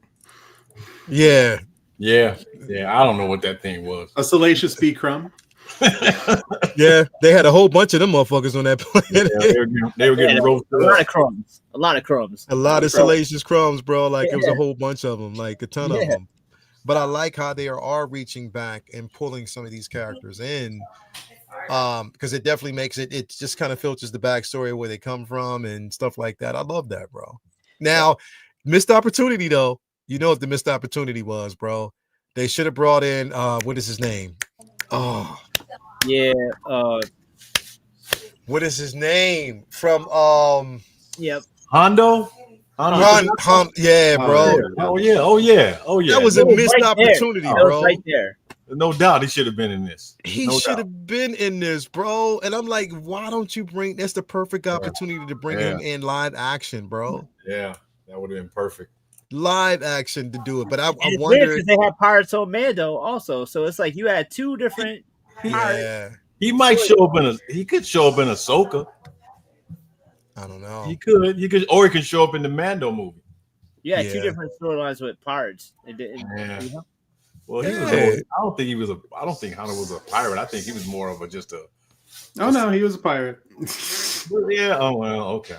Yeah. Oh yeah, he was a pirate. Mm-hmm. He was definitely a pirate. No, he in fact when he's talking to Ezra, he's like trying to convince him to be like a Jedi. Yeah, pirate, you know? exactly. Oh, okay. I thought he was just somebody that can get you stuff. Oh, well, booty pirate. Yeah, you go. I don't know it's a booty pirate, bro. Like it was. Yeah. I mean, literally, bro. Thoroughly. I would suggest like people who've watched Andor. And if you were just at that ultimate low space, put this on and just watch it. It just fills a void. Like it definitely fulfills like a void, and it puts like so much. I love this show, bro. Like this, and again, watching it for the third time, like I watched it again just to kind of, just see other things and stuff. I love it, bro. And that's what I'm like, yo, they should give it a season 2, but it's also another Star Wars show that is very accessible. It definitely does not need Star Wars knowledgeable fans in order to appreciate it doesn't. Like this is just happens to be the Star Wars universe. I feel like it's just a wholesome, good, like great family show. It doesn't go deep. It doesn't go deep. No. It's pretty. It scratches the surface of Star Wars lore, which is a good thing. Yeah. And this is how you basically just tell those stories. Like you tell a corner of Star Wars. This is a corner of the Star Wars universe. Yep. And this is what's happening over here. There are multiple corners of Star Wars, so many different areas of Star Wars. Just like Rebels. Rebels carved out its own area of Star Wars. Here's what's happening over here. Yeah. But then, Skeleton Crew, here's what's happening over here. There's so many, there's so many things that don't involve Skywalkers. Yeah, that don't involve anyone that's ever talked to a Skywalker. There are a lot of people, and it's no hate on that aspect of it, bro. But it's just that if we're going to constantly tell those stories, then we are definitely shrinking the galaxy, bro. I mean, it was just like Andor. We finally stories the way that they want to hear those stories, so it's probably better off that you skip it altogether. Because when you have those Skywalker-esque stories, and then you don't get the shit from Legends that everybody wants to see, you're just gonna piss people off. I mean, it was just like Andor. It was. I'll be truthful. I never thought about that side of what was going on in the Star Wars universe. Nobody did. I never thought about any of that. But to see that's another part over in the corner over here that we learned about, which is that I would like to see a lot more of that. Things that we don't, just have no idea what was going on, to see the inner workings of. I would like to see the inner workings of the real inner workings of the Empire. Yeah, I would like to see something like that. So this was a good show. I mean, it was a good show. Had a great story. About living in a pristine community, and then you'll see how the real world is. And how they dealt with that. Because like I said, their whole world was shattered. Man, is this what's going on out there? Damn, where's that barrier? Yeah. Please put it back up. Please put that barrier bro, back. like if you think about it, like you're like, yo, do I want now to know what reality is? Yeah. After seeing all this shit, like that's like PT. But I mean, to like a child, I know a kid here that'd be PTSD every single day. Yeah. You know what I mean? Because then you like, you know, we know if something like that happened this day and age, you'd be cited for like child abandonment. Big You time. know, exactly. Like, Big time. Big but time. again, bro, like it's this is such a refreshing show. Like it's definitely such a refreshing show. I'm glad we got it. Glad we had a chance to talk about it, man, because I know we've been wanting to talk about this for the longest time, but it's like, where do we go from here now? Like, where, you know, bro, what's next? What shows are next? Ooh, that is I have no idea. don't know. What show is next? I mean, I guess we have I don't know. Ahsoka They don't have season anything on their schedule. 2 For sometime. a while. Yep. I don't But I think guess we have too, anything slated. No, I think well, I don't even know when that comes out. The Mall animated show.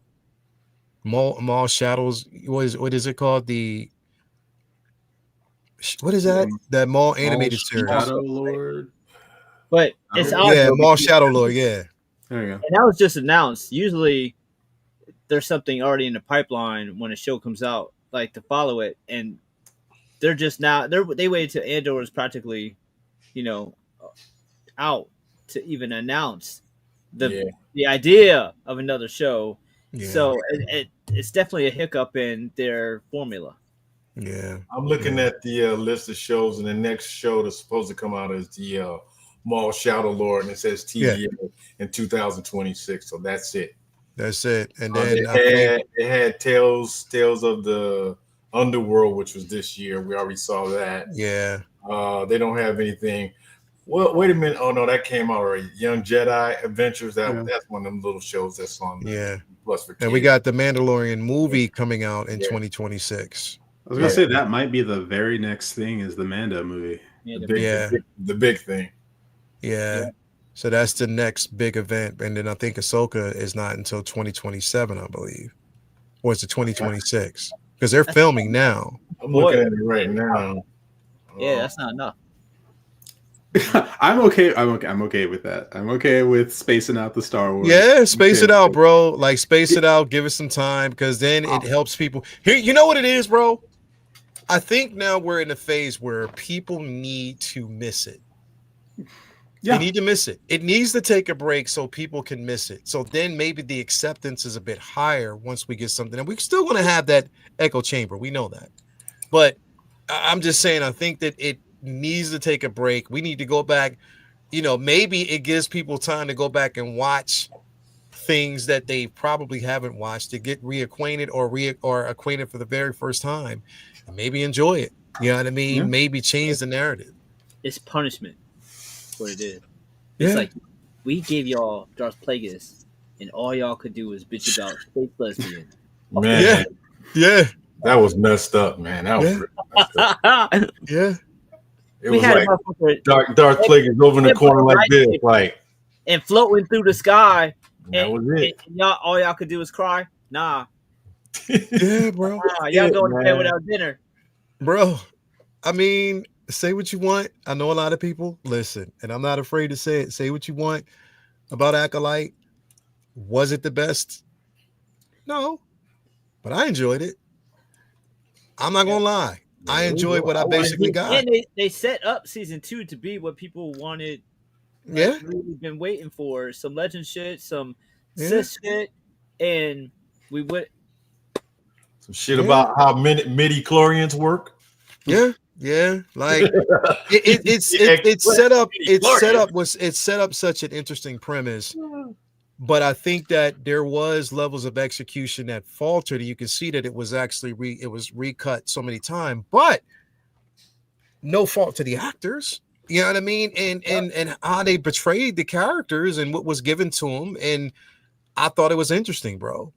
I mean, you got such an interesting character of the Stranger that I thought was incredible. You know what I mean? That fight scene, those fight scenes killed it. He did. He was doing it up. He was doing it up. I love that fight scene. The fight scenes, bro, were incredible. Where he takes out Jackie with a pop, pop, pop. Yeah. Oh, that was rough. He jacked some Jedis up in that stuff. My jaw was on the floor. I was like, oh, okay. Thank you. Because we don't really see that. No, we don't. No, We don't. There should be consequences. There need to be stakes. There needs to be danger. It was a Otherwise, massacre, bro. It was a blatant massacre, bro, and I loved every bit of it.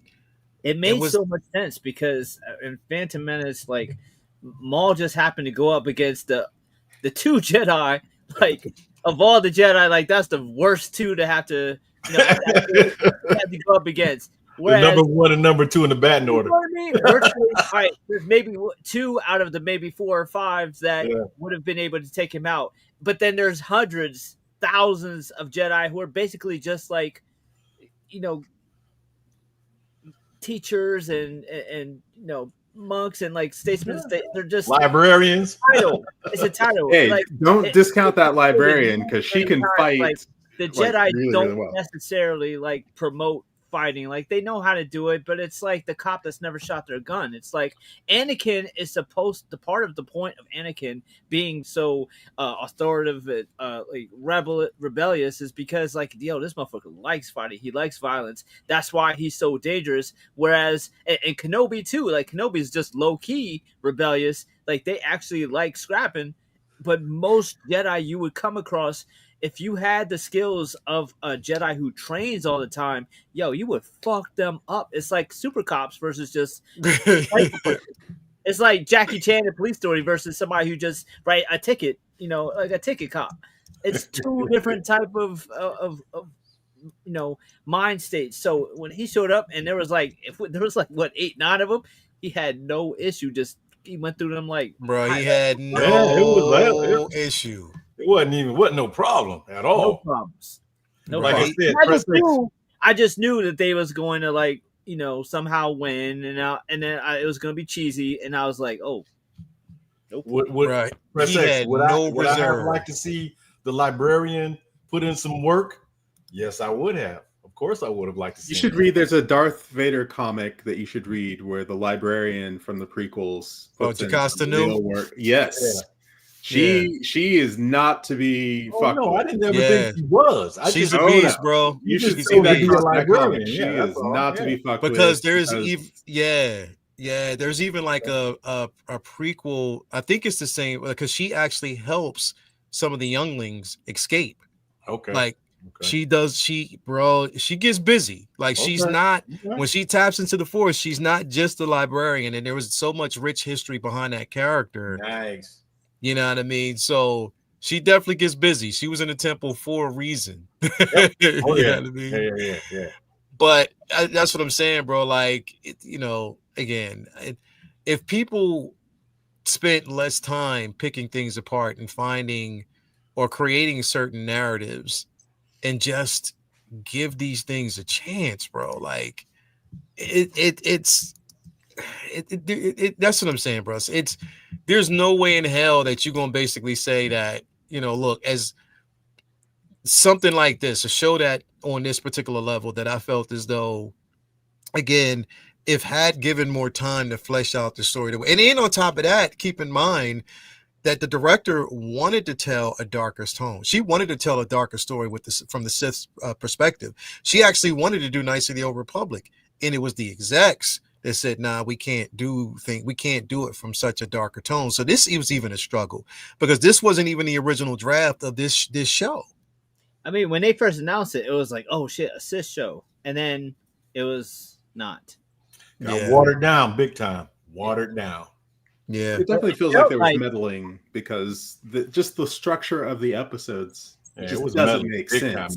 Yeah. Or it's like you took it and you just stretched it out a little too far. It's like, no, you don't need this many episodes. Yeah. Condense it down. The episodes are too short. Was a flashback of other flashbacks that we had already seen. It was like, you're wasting time. We already seen this. Yeah. So it definitely had its problems. But the messed up thing is it felt like, all right, you got through it, and by the end of it, you had like an insane amount of potential for a season 2 where you could have fixed those problems. It felt to me like season 2 had the opportunity for in a similar fashion to Daredevil Born Again, where like those issues were a problem, but you figured them out in front of everybody, it would have been nice that you didn't have those issues at all. But it felt like by the end of the show, it's like, all right, now we know what we're doing, and then you pull their legs out from under them. You don't let them get that season 2 where now they got the momentum, and it's like so much.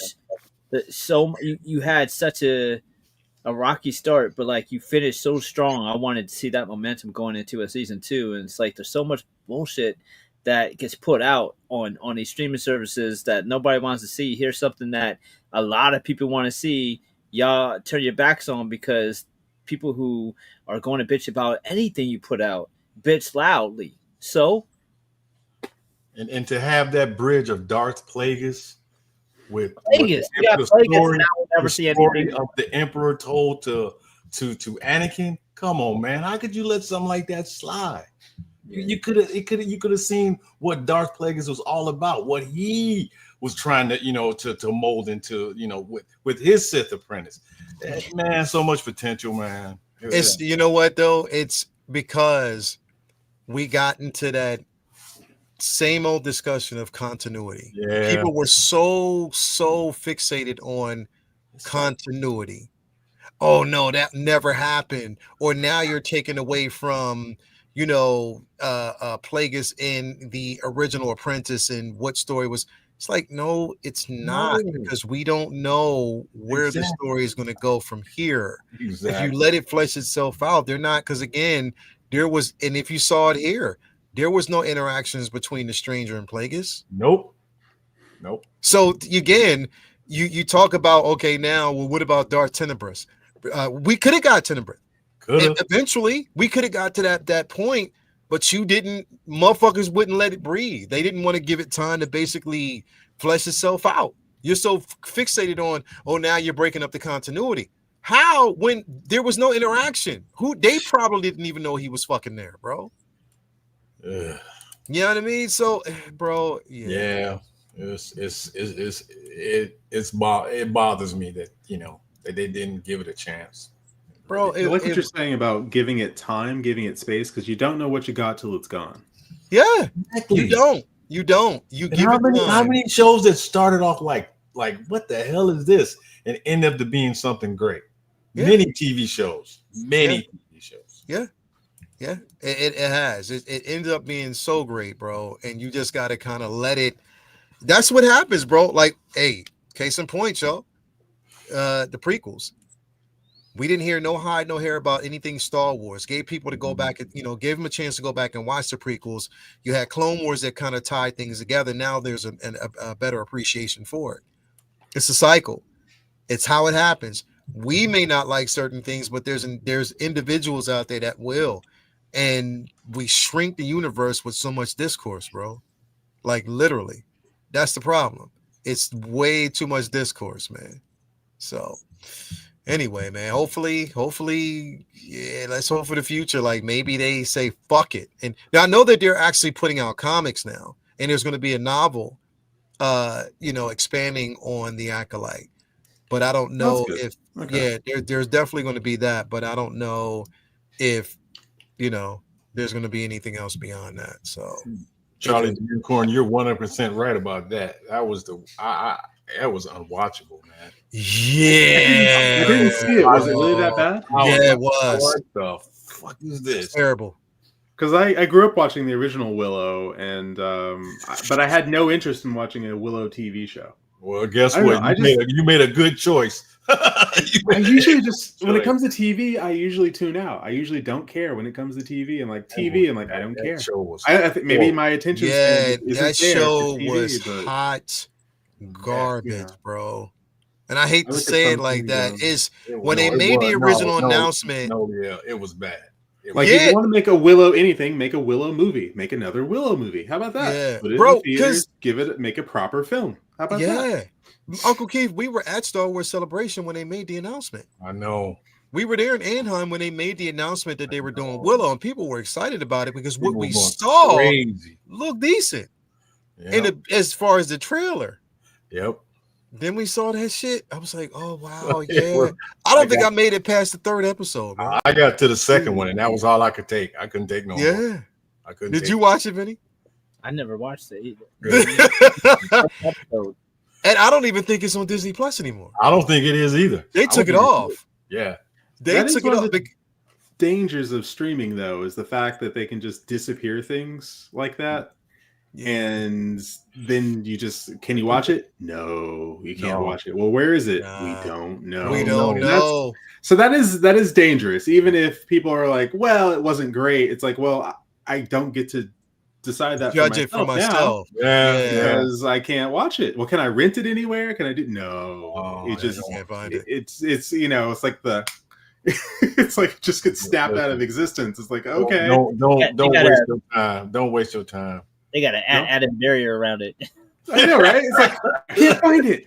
I hear about this Willow thing, but it's a myth. Yeah, like you just it's nowhere to be found. Like, where did you watch it? I remember Disney Plus. Is it still on there? Back in the day, it was on Disney Plus. Yeah, back in the day. Like, no, they didn't make a Willow TV show. That didn't happen. It's like they did. You're like, you did. You don't want to see it though. Yeah, definitely, man. It is. It's fucked up, but it is what it is. But definitely, man, great show today. Got a chance to talk about this. I was so interested. I'm glad we got a chance to kind of spin the block and bring it up and have this conversation because it's such an incredible show. People out there, if you have not seen Skeleton Crew, watch it, especially if you want something extremely enjoyable. Watch it because it's so interesting, and I had so much fun with it, and watch it just like back to back, and you'll have so much fun doing it, man. It's such an incredible show.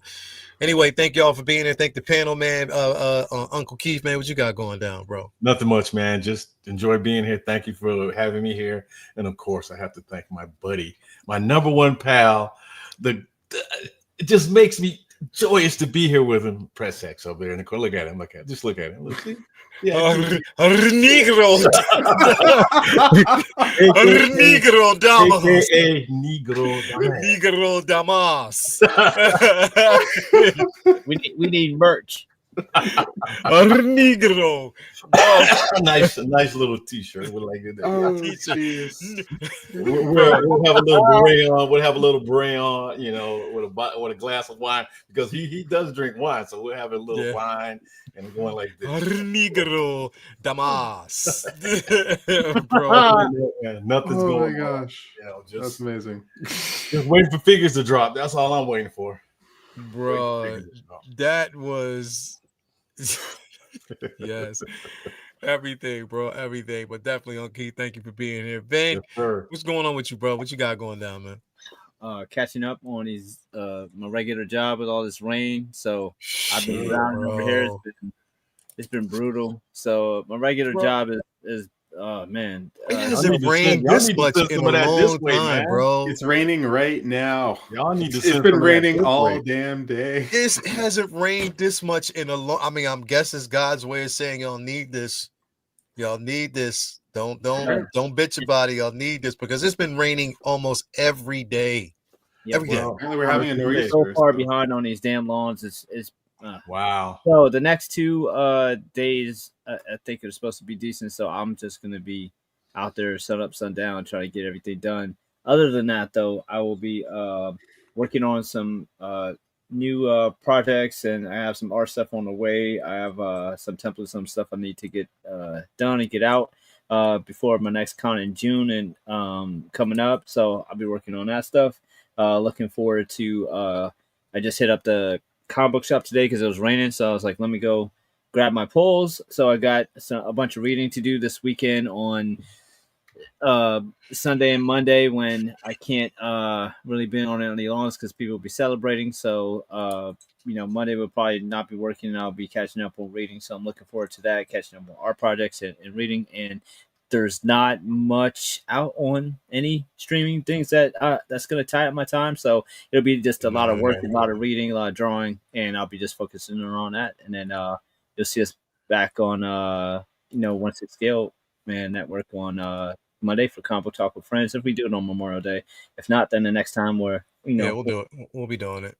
And other than that, just looking forward to as we creep closer to July, because that's kind of what the next big stretch is of pop culture, because that three-headed monster is a hell of a three-headed monster with Jurassic Park, Superman, and Fantastic Four. Ooh, I was gonna say bro. Jurassic World Rebirth. I am so excited for Jurassic Bro. World Rebirth. I'm in Jurassic Park mode right now. Bro. Rereading the books. I'm like, yes, give me. It leans into the horror aspect of because Jurassic Park is sci-fi horror. People don't seem to realize that. They're getting back to it though. I think with this film, they're getting back to the horror value, the factor of it, bro. Looks to be like a nice return to form. I'm like, yes, my wife is got to, because Dominion was the worst one ever. It was a bit rough. it was a bit rough. I'm looking forward to it, but it's such a strong franchise that people will forgive it if you make another. What was the one that ended up in San Diego? Wasn't that the third one or the second one? That was the second one. That was the second one. That was bad too. I have a soft spot for the Lost World. I didn't like it. I dug it. I didn't like it. I dug it. The thing is, nothing can be the first film. Nothing can definitely. And you keep trying to like capture the magic of Jurassic Park. You can't do it. I really like like in a bottle. You can't do it. World was like Force Unleashed to me. I liked World. It was was like you're right. It's like a legacy sequel. Like Force Unleashed was like a legacy sequel and things like that. So it felt very much like the first Jurassic Park. Yeah. But my wife, man, she's hooked on those Jurassic Park movies, man. Yeah. Bro, it's the thing is, but here's the thing: is like you can't. I don't give a fuck, bro. You can't do a Jurassic Park film without John Williams' influence, bro, because it just feels. It's such the feels are there, but unfortunately, it's gonna come a day when he ain't here. He's not doing this one yet. Well, that's what I'm saying. He ain't gonna. He's not. You know, I mean, they still play the themes. But I know they do, but what I'm saying is, the point where you can't do it anymore. It's over. Yeah. So yeah, that is definitely one of those. But I think it's like for him, or for the film, the franchise itself, bro, it's gonna be incredible. Like this film, and the idea that there was an island out there where you had the Darwin versions of what you were trying to create, like everything where everything went wrong is on that damn island. Like because you would have had mistakes. You would have made of course you would. Many mistakes would have been made in trying to clone dinosaurs. Yeah. They even talk about that in the original book where they're like, we should talk about version 2.0 because they wanted to slow the dinosaurs down because people don't expect them to move that fast. And we have real dinosaurs out there. And Henry was like, no, we don't, because people have never seen a dinosaur before. How you gonna know that? We think we have real dinosaurs out there, but we really don't know. This is what we expect dinosaurs to look like. We expect it to be this way. It's our interpretation of what we don't expect them to have the feathers, so we remove. And he even points out we remove the feathers, which they did. You know, but they would have had some pretty messed up dinosaurs at the start because it wasn't a perfect science by any means. No. Yeah, great movie though. Great movie. Definitely, bro. Definitely excited. I cannot wait to see it. I know we gonna actually end up, bro. We got a strong next, Listen, I know everybody's. There's a lot of people that don't want to see Superman, but I want to see Superman. I want to see it, and because I Henry Cavill is Henry Cavill. People just need to let it go. Yeah, let that go. We had how many iterations of Superman have we had? How many different people have played? Not all good. Yeah, but just let it go. Give the movie a chance. Yeah, that's all I'm saying. That Henry Cavill ship is actually sailed right now, bro. It is what it is. He's had his run. I mean, he got a chance to play it. Mad time. So again, that's just the way the ball bounces. But right now, though, it's kind of struggling because they're being sued again. Who? Warner Brothers. Oh, what else is they're being sued because I guess there was some type of infringements on markets that the movie could play. And at first, when the case came to light, it was thrown out by the courts. Now, I guess it was refiled. And now I guess that Warner Brothers had up until tomorrow to state why this case should be thrown out again. So if it's not, and they go to court, because I think they're going to go to court on the 6th, or is it June 6th or something like that? And if it's won, that means that it can't be shown in like Canada and all these other places, which can actually hurt. It can even hurt the domestic box office. I don't understand. Yeah. It's I don't, bro. It's people who basically have the rights, or who want to have the rights, or trying to get the rights back for the franchise and shit. Like it's dumb. It's I know the Jerry Schuster and Siegel family are like, or had something to say about that, which they should have. You know, so I mean, I just don't understand what the Canada rights is different. Bro, listen, Warner Brothers is going to throw a couple million out to them and sweep that shit on the rug and be like, you know what? Here's some money. Shut the fuck up. We need to put our movie out. Plain and simple. And add a little side note: the house that he grew up in, the guy that created Superman, him and two, is still there in Cleveland. It's right. It was in Collinwood. I lived in East Cleveland. Collinwood was right next to me. They have a plaque and everything at the house that that he lived in. Yeah, bro. Did you hear the original story of how Superman was created? The original version of Superman? No, I don't think I've heard that one, bro.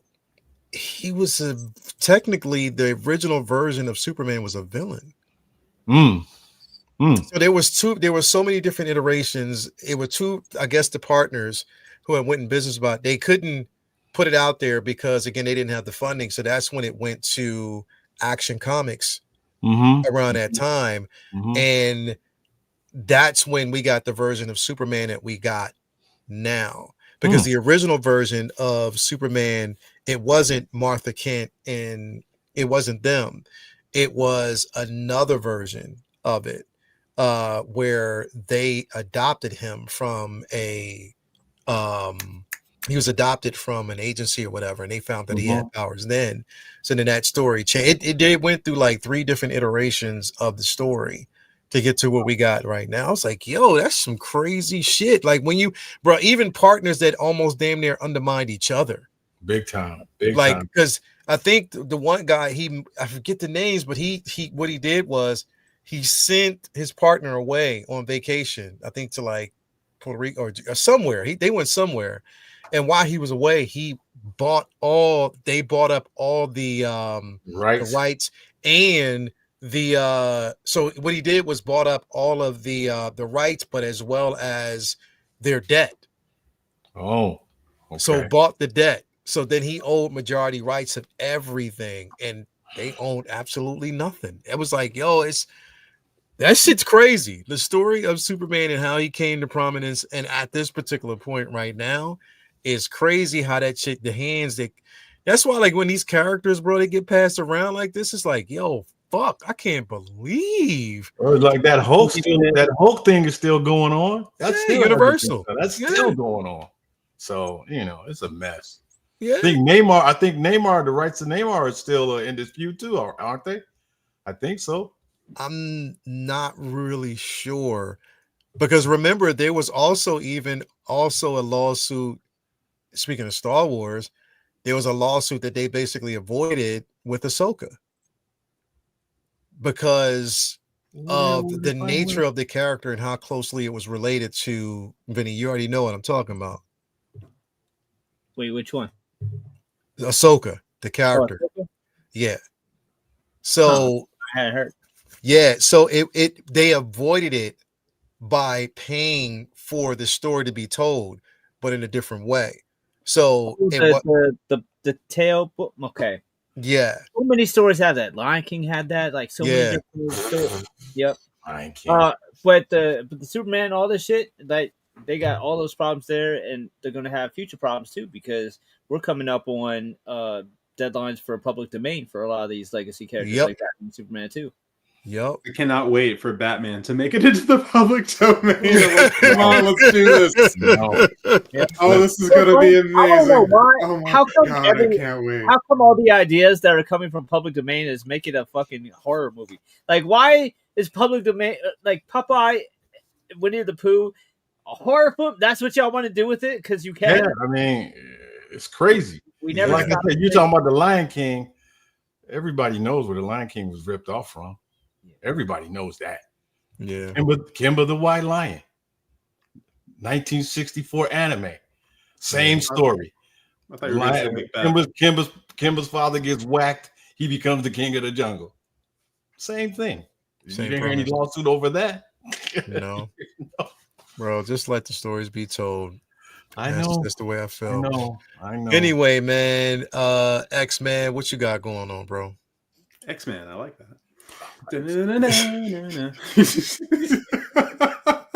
Hey, listen, bub. Tomorrow at noon Eastern Standard Time. Tomorrow noon, we got that with Yost, bro. Like, we're gonna be doing, that's noon at noon Eastern. 12 noon, yeah, 12 noon Eastern. So we'll be doing the show tomorrow over there with Jazz Inc. And Yost, he's gonna be. I told him straight up, bro. I just let him know, bro. I'm broke. I'm not pre-ordering shit. So you know this ahead of time. Like, I'll help you promote this right now, but I can't. I'm just not in that space right now. I was just rebuilding and doing everything. Nope, can't do it. So I hear you. But it's gonna be fun. It's definitely gonna be a fun show. I can't wait, tomorrow to have these discussions, certain things and what's been leaked, or what he's told me and different files. I can't wait till tomorrow. It's gonna be dope. But yeah, man. Can't wait. Look forward to it. Definitely can't wait. Right. Anyway, man, thank you guys out there, everybody who's been tuning in. I'm trying. What are we gonna do if we do a show next Thursday? What should we talk about? Star Wars Holiday Special. Yeah. No. You're right. Let's save that for Life Day in December. We can't do that. You're right. Life Day in December. That has to be something you got to go get maybe a couple of shots of Hennessy. I was gonna say, I'm not drunk enough to watch the Boom Farm, maybe a couple of bottles of Thunderbird. Battle for Endor, maybe like some Ewoks movies. You gotta be. Caravan of Courage. I haven't got a chance to watch it yet, but my whole goal this weekend is find time set aside to rewatch Rogue One now that Andor's over. Okay. Rogue One revisit. I watched it. We can do a Rogue One revisit, and also remember, yesterday was the 45th anniversary of Empire Strikes Back. We can do 40. We can do that. We can do them both. Like we can, So we'll do that. We'll do a revisit for Rogue One. Let's do that. We doing the original theatrical release or the re-release? No. We're do Rogue One. Okay. Next week. Okay. We'll basically do like the theatrical release after Andor. What's our experience after watching Andor? So now we're talking about the VHS version. No. We're talking about Rogue One right now. Rogue One. Oh, we talking about Rogue One. I thought we were talking about Empire Rogue One. No. VHS version. Like, you got a VHS Rogue One? Wow, really? So I know y'all. That's impressive. That's most impressive. Wow. I kind of want that. How did you get that shit, bro? I ain't talking about the DVD, you new kids. I'm not talking about the reel to reel of Rogue One. Yeah, bro. Damn, huh? You got the inside on that shit. I'm talking about the Sears. I'm talking about the Sears laser disc of Empire Strikes Back. You got the big laser disc. Remember the big laser disc? Hell yeah. But man, definitely let's do Rogue One. We'll do a revisit to Rogue One and what it felt like after. What was the rewatch after? Did it tie things in the right way? What is your feel of, for it? How it closely relates to the story, if it was seamless. Yeah, we'll do that. Let's do that.